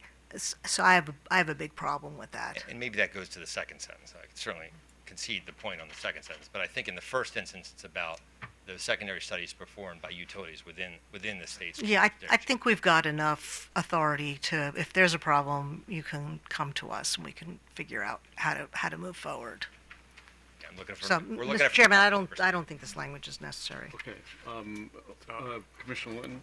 I kind of agree, but I wanted to make sure I understood something here. We have been using the term secondary study. It's not defined here. So am I to understand that a company will will come to SMECO and file, I guess, a first study or initial study, and then also file with PEPCO or somebody else So, as a secondary study? I can give you the basic sequence, the way at least it works at SMECO. So a service application is filed. If the service application then warrants a feasibility study performed, a contract is entered into, in this case with a large load customer, to perform the feasibility study, which assesses the SMECO's electric system capability to facilitate the interconnection of the load. If as part of that study, a determination is made that more information is required, i.e. a secondary study, which could be by another Maryland utility, it could be through PGM, it could be elsewhere upstream, then there'll be another contract that's executed to perform that secondary feasibility study. So that's the sequencing of events. So our concern is only from a customer-facing perspective, to the extent there is a ability of this body to influence those secondary studies being performed by a Maryland utility, then it may behoove the state to hold their feet to the fire in performing the study under a similar time frame as that first study. So I understand that it's a secondary study for you, but does PEPCO have a category for a secondary study, or is it just considered a first study for them? It would be this is an iterative process, so certainly I think, as everybody's indicated, we're all talking in all phases, but it is a first formal study by that neighboring utility, yes. So if it's a first study for PEPCO, but it looks like a secondary study for you because you did a study and you say, oh, we need more information from PEPCO, why wouldn't the regulations that we have already that would cover the first study for PEPCO also dictate timelines and everything else for that? And if that's the interpretation, then we're comfortable with that. Okay. I think that may be open to debate. It may not be, because it's sort of tracked from the time of service. The load request goes into the utility and then the study is performed. So the sequence that I described earlier may not match up with as how it's written in the first instance, but to the extent it's interpreted as such, that's what we're looking for here. That kind of. I guess I'm wondering, because we don't really have anything in here to govern what a secondary study would look like, or how it's defined at all. So, Drew, do you want to comment? That's why we went with the working group kind of along these lines back and forth a few times. That's why it's just too confusing. That's why we don't have first, secondary study, because like with the Exelon utilities, it's a cluster study. I don't know what the secondary part is. You know, they're reviewing it all together, so it just gets more convoluted when you start trying to slice it up like that, in my opinion. but I guess my point is, it sounds to me like it's a first study for everybody. And yeah, so I mean that's why. So in our definition of load study with the work group, we went back and forth many times because, like I said, I think even staff at one point we had like initial load study, then we had secondary. We kind of went down the same line of thinking, but it's just cleaner if you just say load study, and our definition means the initial analysis of feasibility. Because when you start getting into these, well, is this a secondary part? But in my understanding, the utilities can correct me if I'm wrong. You know, when you're getting 2-3 gigs worth of a load study, it's all that. There's no secondary part. You're going to have to go to your neighboring utilities. You know what I mean? You have to. So there's no kind of first phase, second phase. If that Well, right. No, I get that part. I guess from an administrative perspective, when that request comes in, it doesn't have it's not under a different category or a different structure for that utility that's receiving it, their analysis. I guess that'd be a question for PEPCO particularly. Yeah, if they're getting their own kind of load study request, does that differ from when they have to kind of assist SMECO with the load study request? Right, because if there's a difference in how they do it, then there might be some reason to say, okay, we have a different process for when SMECO is the first entity that's requested. The study goes to them first, and then it comes to PEPCO. Yeah, I'm sorry to cut you off. Yeah, so our regulations definitely, I think as Commissioner Sussman noted earlier, puts the onus on the utility who received the request. So they have the one with the timeline, just say the 18 months. But they're both receiving a request. It's just not at the same time. Well, not at the same time. So it's sequenced. So it's an inter-utility request in that sense. And I would agree with Commissioner Sussman. You know, if SMECO's having problems with PEPCO, please let us know, and we'll, you know, obviously the commission has the authority to require PEPCO to say complete that study if they're kind of dragging their feet, because there's just say they put it on the back burner because it's coming from SMECO, and it's not one of their load studies, for example, or interconnection requests. Well, but this is, I mean, I didn't hear the last part of So I was just saying, you know, maybe, not saying this would happen, but yeah, maybe SMECO could file a complaint, oh, PEPCO's kind of putting this on the back burner because it wasn't their interconnection request, it was ours, and we feel like we're being unfairly treated, something like that. So I really don't. So I know SMECO noted earlier that you have a lot of this already happening. A lot of these projects already have already been applied for. Obviously, it's confidential. We can't talk too much about it. But is this an issue already, where you see? Well, and I know Pepco's here. I'm not trying to throw them under the bus or We anything. work but- very well together, so I don't want to suggest Okay. otherwise. The utilities work very well together in the state. What we're trying to look at this is from the perspective of the customer. At least in our experiences, the customer concerned about how fast they can get the information that they need in order to justify a substantial investment in the state of Maryland. Right. So the timelines matter. At least that's our experience. And so we have strived and worked very hard to deliver our study within a 6-month time frame. And we have contracted with the large load customer to provide the time that the study within that time frame.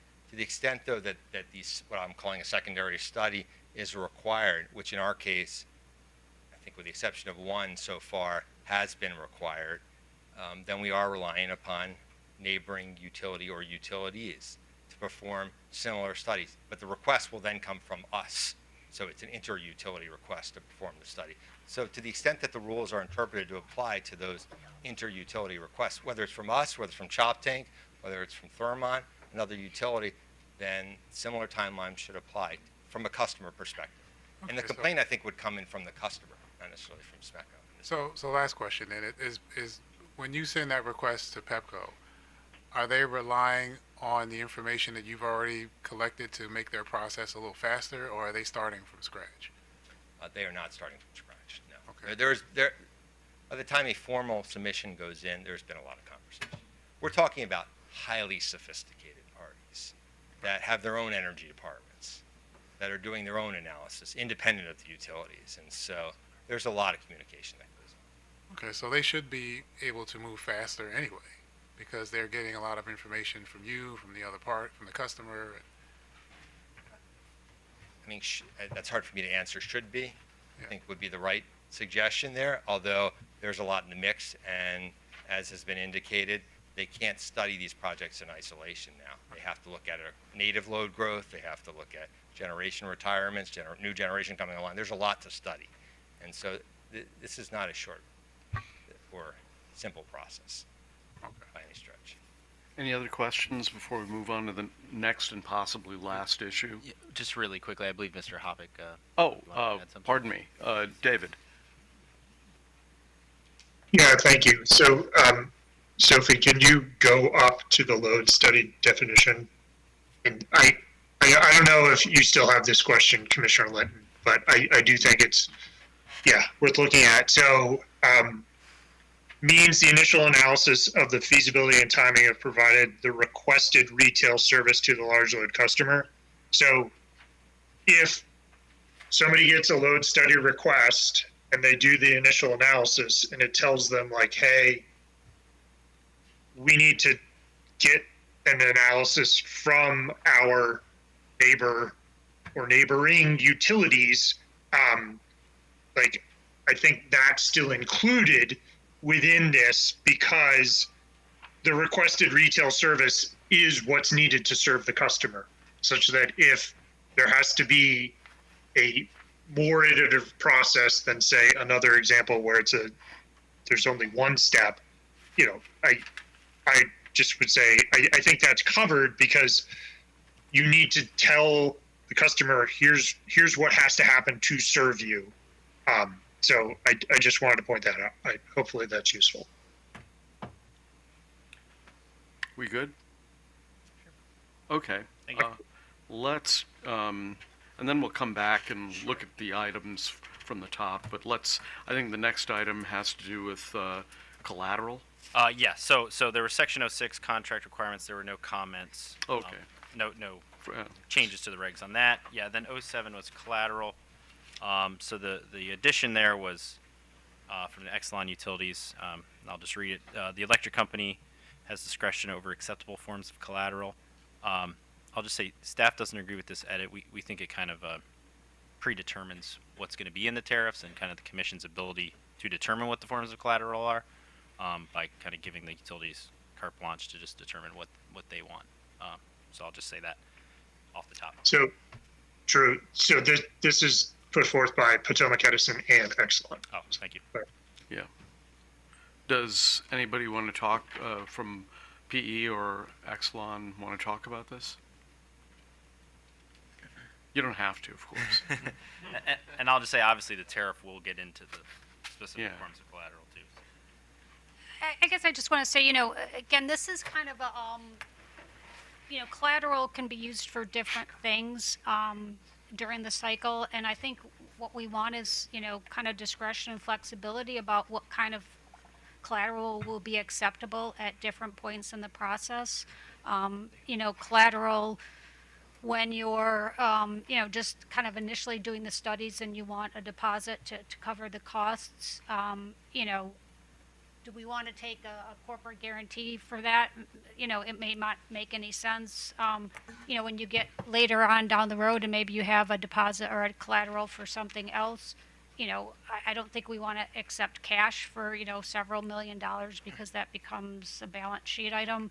So I think, it's just having some flexibility to, tailor the right collateral to the right situation. You don't like having cash on your balance sheet? No, it can become a problem. But, Really? Yeah. and if I could respond very If quickly. it's not ours, if it's in an accounts payable, it can be, Okay, well, you're an accountant. You know that. it can mess with your credit metrics. Go ahead, Drew. Sure, sorry. Just really quickly. I mean, B says forms of collateral may include, so it doesn't say must. So that's why we think it's also kind of repetitive, A. Yeah, you're right. May is read to mean that we don't have to offer all those in all those situations. I have a little more comfort. How would you reword it to?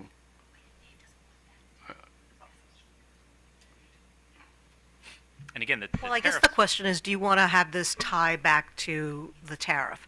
I'm assuming in the tariff, you're going to specify the kind of collateral at the different stages? Probably, yeah. I would So think that would be- can you put, forms of collateral as provided in the tariff may include?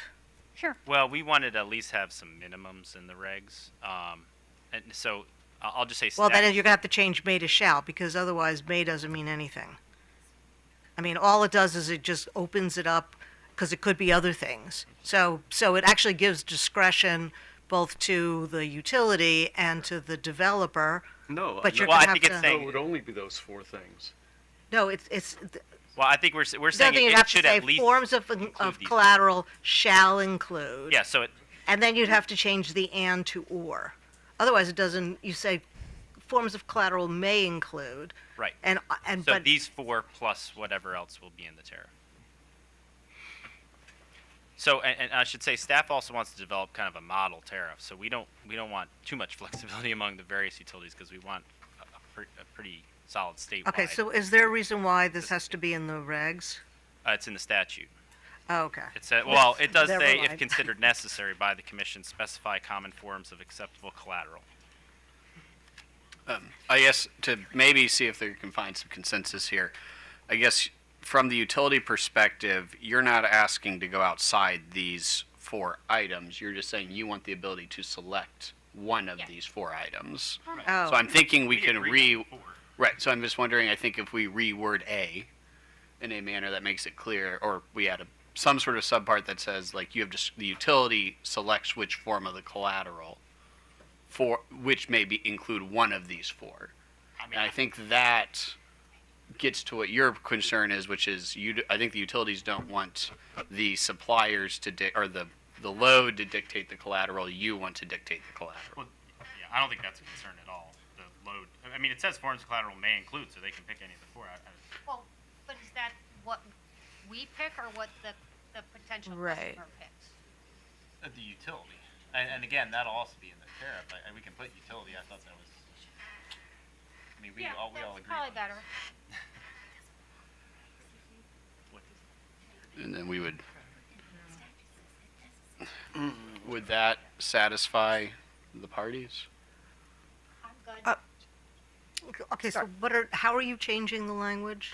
Instead of putting in an A, the forms of collateral the utility may require. Yeah, that's what I was actually thinking. Just the electric utility may require. Well, okay. So And then Forms change of the and util- to an or right, you'd want to change the and to or. in number 3. Right. And why does it say D? That should be that's a transcription problem. Okay. And then, I guess, is there any because the way the statute is worded says it doesn't list the forms. It just says to the discretion of the commission, which is what we are doing here. Okay, so, Mr. Baker, can you read the language again? Yes, the form A. You mean from the statute? The statute are from here. No, how you would recommend change. A, forms of collateral the utility may require include the list. You change and to or, and D to for. Now, see, this is because that suggests that the utility can require something other than, I mean, is the agreement that these are the only kinds of collateral I the guess utility? Is this the agreement amongst the parties? That's a good question for the parties. I don't know. Have the parties agreed that these are the only 4 acceptable forms of collateral? Is that what? I can't think, I honestly, I don't know of any other forms of. Yeah. Like I Okay, said, so- we had I guess discussed maybe these. you could get like a security interest in somebody's house. So it would be, meme so Ben, it coin. would be may require one of the following. Instead of, it may include, so it may require one of the following. And then just list those. One or more, I mean. Or one or more. Right.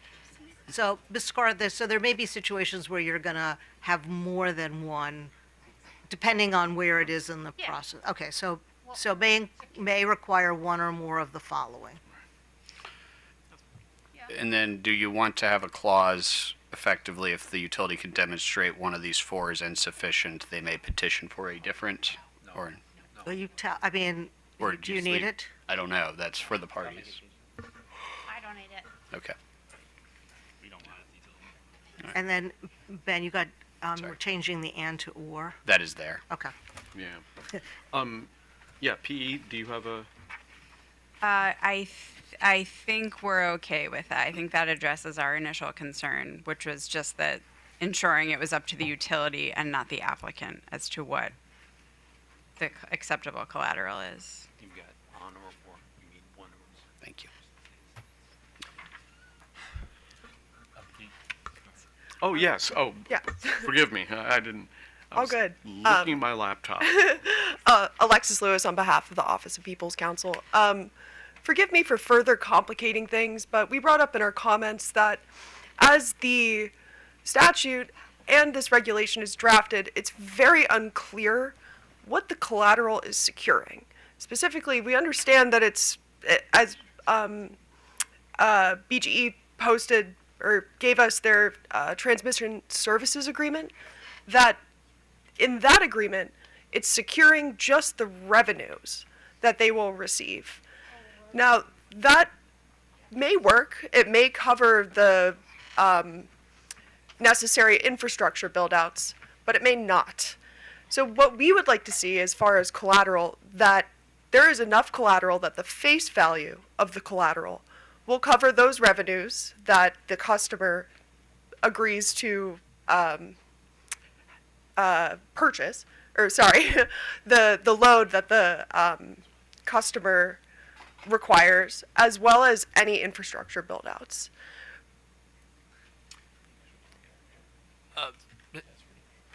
So if I could. Go ahead, Drew, and then respond, I think mean, Damon Krager wants to This respond. is all the sorts of things we would have in the tariff.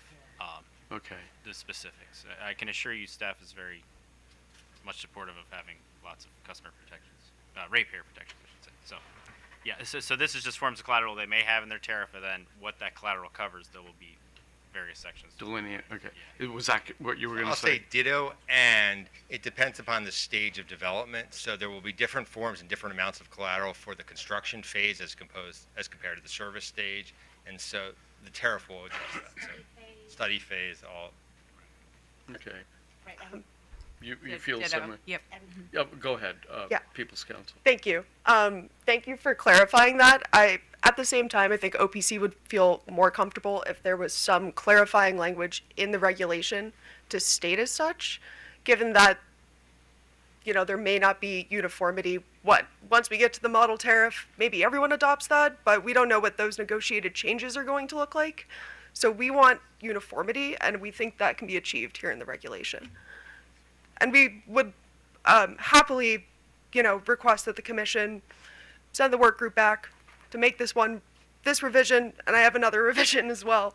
But yeah, I think that, is a ratepayer protection we'd like to see in regulation. Well, Socorro, then the commission. Well, I think I can address your concern, Sakura. So I can assure you that when we're looking at the tariff, we're going to want to make sure that there are provisions there to make sure that the ratepayer does not incur any costs. I mean, that was in the statute. So the concern I have is that I can't even imagine a situation where we can come up with some kind of uniformity, because there are going to be different requirements at different stages, and we're going to need that kind of flexibility. The more that you can put into the tariff, the better I'll feel. But I think this one really does lend itself to being addressed in the tariff and not in this. I think that we will have a huge challenge on our hands trying to find a way to. But rest assured that the commission this is like, topmost on our minds, and it's in the statute, so we'll make sure that is addressed. Thank you, Commissioner Suchman. And if I could go back to .06 once we're done discussing .07 with the collateral, OPC did have a few additional points to make on that one that were addressed in our comments. Happy to go now. Also happy to wait.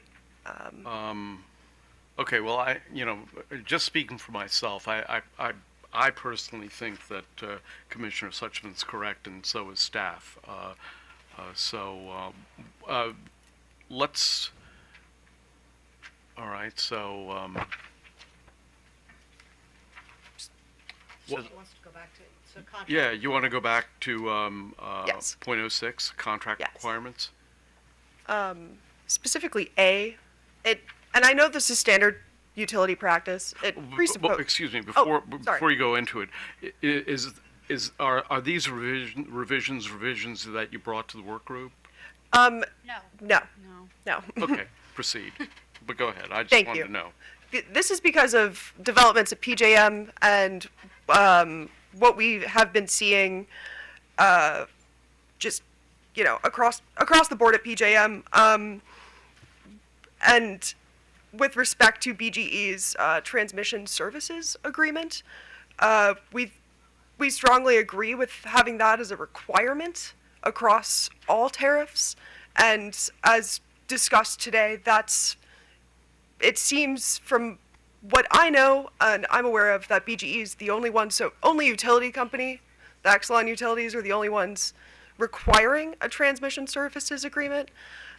So we would like to include in this regulation that, and also happy to propose this as a supplemental written revision, but requiring that an electric services agreement and a transmission services agreement, as applicable, be a condition precedent to service. And I know that may seem redundant, but doing so, in our view, is an additional layer of ratepayer protection, because it's these initial contract terms where that is what's deciding the initial revenue that the utility will collect, and what's being presented to PJM, as we were discussing earlier. So we just feel that this section could be revised more to include better tariff. Explain to me why you want to do this, because I'm not understanding why you want to do this. Yeah, of course. First of all, I think including that, and as well as a definition of a minimum term, is what we're aiming for, because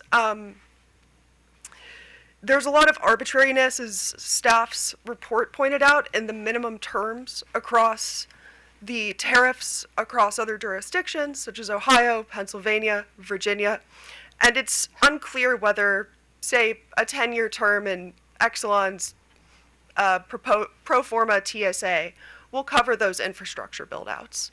So we're suggesting including that in the tariff. So BGE doesn't have a 10-year term and PEPCO or PE has a 5-year term, because it's not clear if that term will cover the entirety of the infrastructure build-outs. And why this is of a concern to us is, for example, at the TIAC meeting yesterday at PJM, BGE proposed a $263 million supplemental transmission project to interconnect an 880 megawatt data center by 2030. So that's a lot of money.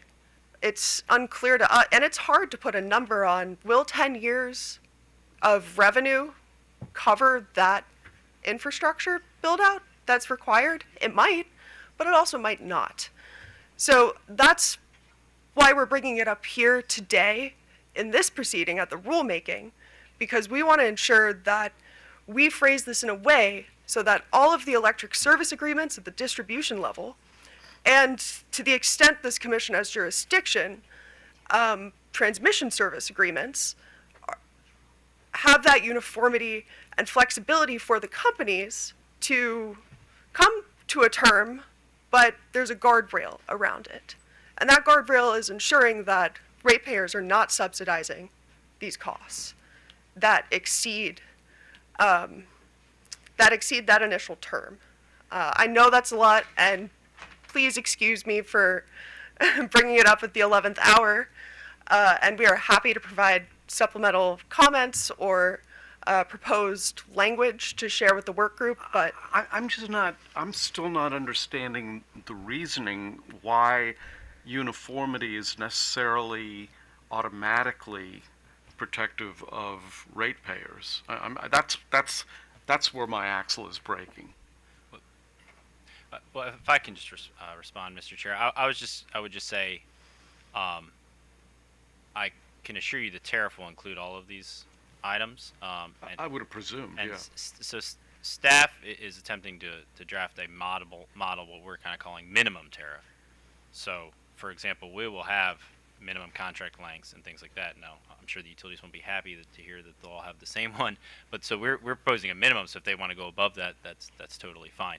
And I can assure you, as terms of service, to be a large load customer, to be on that tariff, we will include language such as you need to have a TSA, a Transmission Security Agreement, on file with the utility and FERC. Now, there are some issues as to what specifically we can say, since that's FERC jurisdictional, but as a term of service, we're going to require those kind of things. So, and obviously, I think Ms. Sikora touched on earlier, this is still a pretty fresh process. So we could always put things in tariffs, and if the commission wishes later, we can put things in regs once we kind of iron things out. But we didn't really want to hamstring folks at this point. And again, staff was focusing on what was in statute that we needed to get filed in regs, which was what we believe we met that standard. So there frankly wasn't a lot of ability to go beyond that in such a short time period as well. Yeah, Right. So that's what this actually does sound very much like a tariff language, but I'm inviting you to as you're working through the tariff language, if it looks like it's actually something that needs to be addressed in the regulations, come back to us. I mean, I'm assuming you can come back to us. You know where we are. But it also sounds like you've got staff thinking about this too. So see how far you get in the tariff language. But if you're still concerned, I mean, I also am very concerned about, we build it and then they go away. And so see how the kind of progress that you can make in tariff language. I suspect that's going to be a pretty heavy lift also. And then if you are not able to resolve it, then we can look further at some language in COMAR, but I don't think you need to go there, and I'm not really clear about how we can do this in a way that will work in COMAR. And tariffs are obviously more flexible as well, because we may put some sort of requirement that is either isn't stringent enough or is too stringent, and obviously if we did that through regs, it would take a long time to fix that. Right. No, I agree there too. Okay. So is that it? Yeah, so there was Section 8, which just said the commission may waive any regulation for good cause shown. But yeah, that was it. Okay. Well, I'm sorry. What was that? Oh, right, the So waiver. waiver. Okay. Sorry, I keep leaning back. Oh, yeah. Okay. Well, that's pretty boilerplate. Okay. So just So five. I'm sorry. I was just because I think the only area of disagreement was the 180 days versus the 18 months, I believe. Yes. Yeah. But we're still going to get rid of this. Yeah. Go ahead. Yes, Kim Curry representing Pepco Holdings. I just wanted to make sure there were not any lingering questions about the conversation we had earlier about the initial study versus the secondary study. We intend to accomplish both those studies in the 18-month period of time. Specifically, we would include those in the cluster, so the cluster that we discussed earlier. So wanted to see if the commission had any additional questions about that, because I know there was some discussion, a lot of discussion around that earlier. Yeah. Go ahead. Thank you. So you do consider them to be two separate studies, or are they? We do not look at them as two separate studies. And I'll bring Amber back up as well. Sorry, guys, for stepping out. No, we don't look at them as being two separate studies. So, by way of reference, if a municipality were to provide us with a large load request, at the same time other large load customers were providing us with a request, we would study them all within the same cluster, depending upon the timing of when the cluster opened and closed. And then we would determine the transmission infrastructure needed to support the municipalities as well as the other large load customers together. And so there, we don't have a first study and then a secondary study to accommodate other large loads. It would just be all a part of the same cluster study, depending upon when the application or request for service was put in. Okay. So, all right. Okay, so there's no challenges right now or any issues now with No. There are other companies or utilities asking you for studies? No. Okay. All right, thank you. Commissioner Linton, if I may, just for a second. I mean, so just in terms of sequencing, the application date comes into utility one, the distribution utility. And then a request has to be made to the neighboring utility, whether it's in Maryland or whether it's further upstream. That is a second study. So there are two different studies. To the extent that there's a suggestion that they're going to date the study from the initial service application and consider that as for purposes of triggering a timeline, great. That's what we're trying to say. We want the study to be done within a certain period of time. But they're two different studies.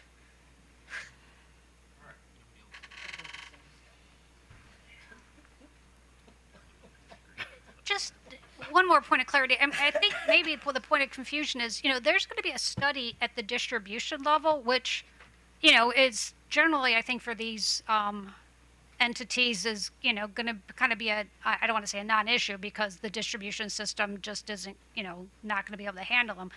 And then there's a different study for the transmission. So to the extent that those are two different studies, I don't think we disagree. But again, it's, the regulation does talk about, studies in the sense of distribution and transmission, and all that is going to get done within the 18 months. Okay. So, let's go back up to the top here. The first items were just my notoriously bad memory. So let's the first were the load study completeness determination. The compromise was from 30 calendar days to within 30 calendar days. Was that the compromise that was agreed to? Apologies, Chair. Can we start back up at the top with definitions? There's a couple sure. smaller Okay. changes. I didn't realize there was something up there. Okay, yeah, go ahead. Sorry. So must include. Oh, Sophie, did you fix the comma? Yeah, there was some something that was that where you found. So, Chair, let's and I think let's walk through the the substantive issues for decision, and then if we think we have pretty much agreement, we can do a quick drafting over 20 minutes and then come back for final. Okay. Yeah. All right. Okay, going back then to load study completeness determination, I believe we agreed to both A and B, right? Or what did we agree to? Yeah, with a Yeah. couple of minor changes. Okay. Yeah, Sophie, go ahead. So yeah, so what's on the screen now? A as it stands, and then B, we were proposing to include within, or okay, and then take out the 10 business days. All right, so Yeah. I believe that's as it stands. Okay. I think that's good. Right, and you took out the shall, I can't really see it. Sorry, did I ask one quick question? Sure. Is the intent of A just that we're copying and pasting B into our tariff? I think P is just not sure why we need both and risk inconsistency along the way. Or is the intent that we're putting additional detail in our tariff that doesn't exist in B? Yeah, I would say B is additional. It's just the specific timelines, whereas A, there probably be more detail. I would hopefully there be more detail in A in your tariff, because that's the whole process for commencing it and requesting additional information, whereas B is more the timelines when folks have to respond and things like that. Sorry, at the risk of everyone really hating me, could we in A, would anyone object to it being may instead of shall? So from P's perspective, we're good with B and just B. I'm not sure we particularly want to put additional detail in our tariff, so can we make it optional? Well, I mean, the statute does say the regulation shall establish minimum notice requirements related to load study requests. Which is what B does. This was something that Ms. Sikora wanted. Well, I think Exelon wanted A, but not B. That's why they wanted A. Well, no, but when I asked if she was okay with getting rid of A, if we had B, you said that you felt better about having both A and B. Oh, no, I thought that's when I said about leaving A in, I said it didn't hurt. Okay, but does it So- help? Well, and actually, Strabo thinks that it might confuse things. I mean, again, we don't like B and we'd rather not have B, but if B's gonna happen, yeah, we can put it in anyways if that's what we want. So I Okay, don't- but are you okay with striking it? Yeah. Okay, let's strike it. Yeah. Thank you. I never want to have stuff in a tariff that doesn't hurt. I mean, that's really, because Yeah. actually it ends up hurting somewhere along the line. Oh. In ways we haven't thought of. Right, okay, so Sophie, we're striking. Yeah. Okay, and then And the apologies, go ahead. B becomes A. Right. And then the shall, Commissioner Suchman, can you repeat what you were saying about removing the word shall? So it reads, It's just that the last word should be struck just because it doesn't make sense. Because the shall is already in 1 and 2 and 3. What? So You're tr- it's that, Strike that one. just strike that shall. within Well, but we 30 got rid of calendars. No, but it's that it doesn't make sense. You shall, and then if Shall, I use, yeah. it does, if you read it, it doesn't make sense. So if you take out the shall, within 30 calendar days after an electric company or a municipal electric utility receives a request for a load study, an electric company or a municipal electric utility, if an electric company or municipal electric, so So you're saying within. it doesn't make sense period, without the then it's like if you meet 1 or if you meet 2. Needs a verb. Okay, so an electric. Actually, I mean, it's a problem in drafting. Go ahead. So we can Go ahead. proceed and fix it later. Mike Dean for staff again. Actually, the final clause there, an electric company or municipal electric company shall, that whole thing could just be dropped. Because it just says after the. Oh, it does. Ben Baker, Senior Commission Advisor. If you are okay with the intent of what's here, I think we can, as soon as we get through this document, do a quick revision to this section to make it Okay. flow for final approval. That's fine. Thank you. That's good. It needs to flow. Okay. Load study agreements and payment. So we have the 6-month versus 18-month issue here. And we also have the language, the unreasonable commercial efforts, undertake reasonable commercial efforts. And then 60 days, right. Well, let's start with the reasonable commercial efforts. To me, that seems redundant, but I'm no lawyer, so. Okay, out it goes. 6 months versus 18 months. So let me tell you how I feel about this. Everyone supported 18 months except 2 people who are free to do this as quickly as they want. So I don't see why we should not stick with 18 months. Yeah, good. Thoughts? Good? I know this is deliberation time, and I'm probably not supposed to talk, but we're not, Smiko said 6 months, we said 6 months. We're not free to do it with anyone else in 6 months, right? Unless it takes 2 parties to tango, right? Right. So I just want to make sure that we're on the same page. Yeah, no, Okay. No, I'm just saying that, okay, great, granted.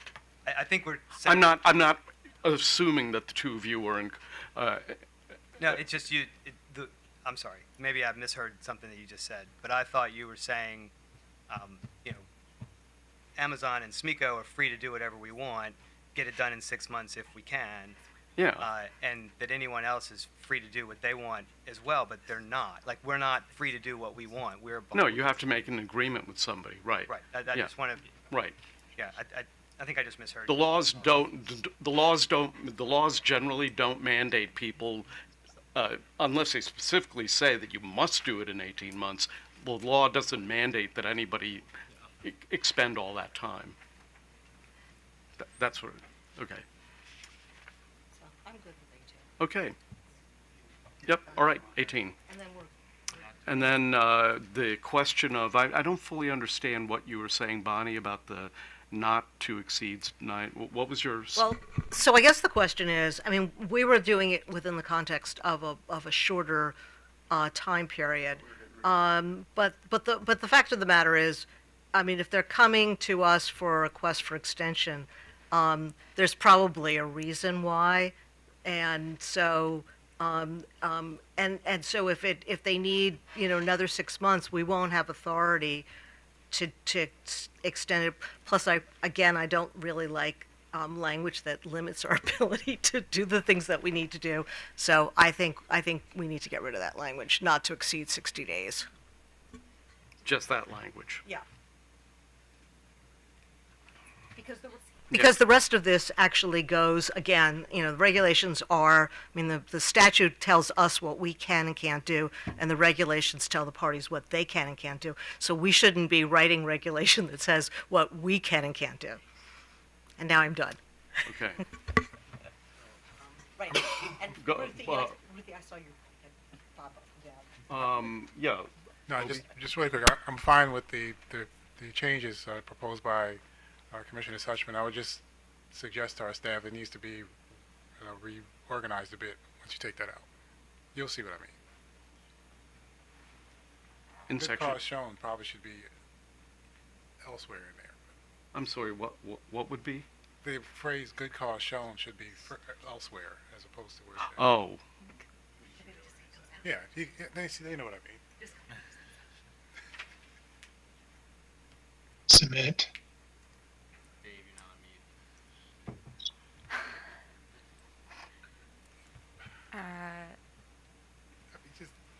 Proposals to just.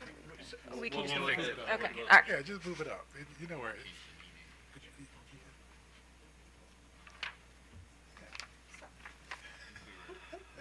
Are you still looking at this? Okay. I can't see these things. There's just one. Well, I do want to clarify what I'm saying.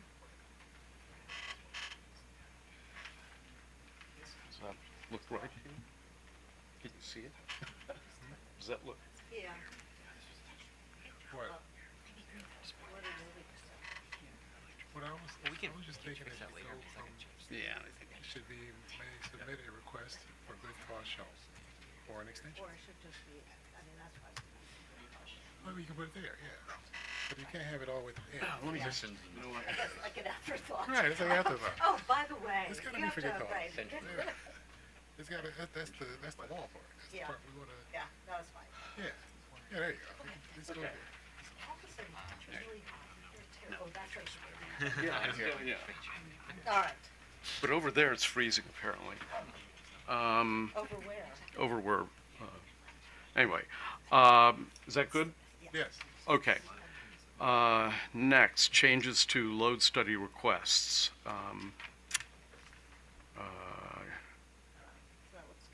I mean, are we good with that? All right. The sort of substantive change that was made, just to confirm, is the removal of "but are not limited to," because Yeah. may is, yeah. Right. And then I've also removed change from just because it's repetitive with the top. But that is another non-substantive. Change. Oh, I see. It's stylistic. Okay. Yeah, it's It's in B. They got E at the bottom now. There's Yeah. at the bottom. Okay. Gotcha. All right. That's good. Yeah, see, E is. all right. And then another substantive topic, item E, Right. this addition from SMECO. We're getting rid of it. Yeah. Okay. Yep. And then finally, in the collateral area, let me just see what we've done. So we're not. Forgive me for No blocking problem, you. no problem. I thought we were gonna add crypto to Yeah, right. Trump thing. Bitcoin. Let's see. So, Mean coin. Change in my pocket. The comma. Yeah. Looks good. yeah, that looks good. And then commissioners, Yeah, we got. just to confirm, Yeah. commissioners, just to confirm, you are not looking for a guiding principle of collateral. So this can be Yeah. any statement of collateral, and that guiding principle will be dealt with in the tariffs. Correct. Okay. Yep. And I think we're good with this as well.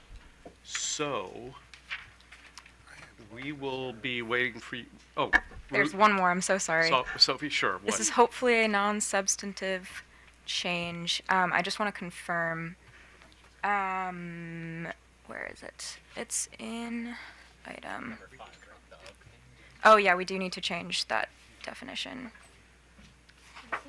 We going back up to definitions? I think we're now at the unsubstantive edits. Yeah. So, Chair, can I suggest we Mhm. take 30 minutes for So would that be a risk? Sophie to confer with the parties, and then we come back for final approval? of the Sure. regs? So we'll be in recess for 30 minutes. Is that Yeah. what? So I guess 3:30. So it's 40. It's Right. So okay. So we'll be in recess for 40 minutes. We will be back at 3:30. Right? Yep.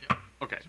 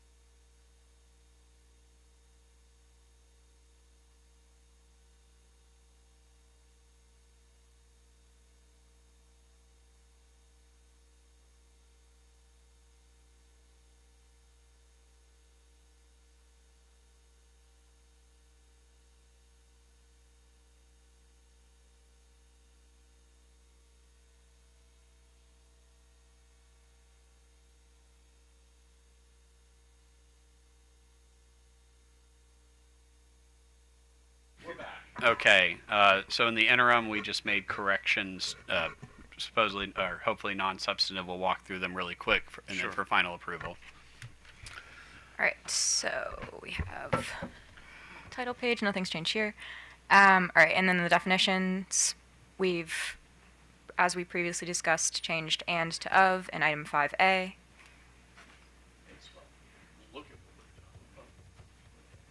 I'm not blocking. Now you're fine. We also, yeah, you keep going. Okay. All right. Nothing has changed in item 0102. And then .03. Within 30 days. A has been removed as discussed. Right. That's an A. Okay, got it. And then B has been changed to A, and it reads now, within 30 calendar days after an electric company or municipal electric utility receives a request for a load study. And then all of these items. Ben Baker, the next two items were not originally discussed, but these should be non-substantive to fix the structuring of the paragraph.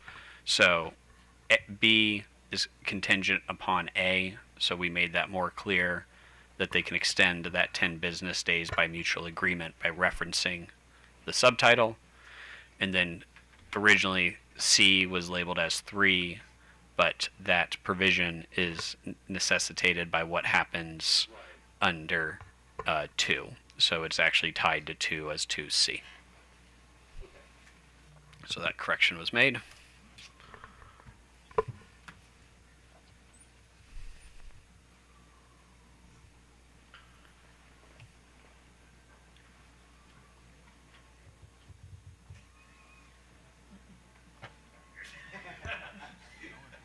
All right. My fault. Actually. No.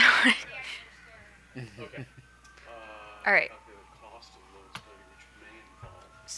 Yes, so this is item 04. Yes, so C was changed well in the interim, and this is a non-substantive change to just confirm that item C focuses on the cost of the load study. That was your comment. That was, yeah, there was a comma in there that could have changed the meaning so that the methodology for calculating the load study itself may have been implicated, but it's just the cost. So that's the intent of that change. And then, 18 months. yep, 18 months. And then, Good cause shown, that's your. yes, and then item G was modified so that good cause shown is at the front Yeah. and not to exceed 60 days I wouldn't. was removed. Okay. All right. And then item 05, in item B, non-substantive change to just make the list consistent and just say that a change in any of these items may include. Okay, gotcha. And now we've got this. Yep. Oh, that's the, okay. Yep, and then this item in E was removed after a suggestion, and then nothing has changed in 06. And then in 07, we have the collateral language cleanup.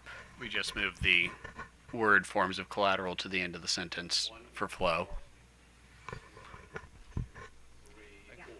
4. And then that's it, right? Then the waiver section. All right, and then there's the waiver section, and I believe that's it. Okay. Okay, so let me just read the motion, and then we'll vote. Commission motion, I move to publish the following new subtitle, new chapter, and new regulations in accordance with today's proceeding in the Maryland Register for notice and comment subject to any non-substantive changes necessary to conform to COMAR drafting requirements. Add the following subtitle, COMAR 20.96, large load customers. Add the following new chapter, COMAR.96.01, large load study and tariff requirements, and add the following new regulations, and they would be from COMAR 2096-0101 to COMAR 2096-0108. Roll call. Commissioner McLean. Aye. Linton. Aye. Suchman. Aye. Hoover. Aye. Chairman votes aye, so that passes unanimously, and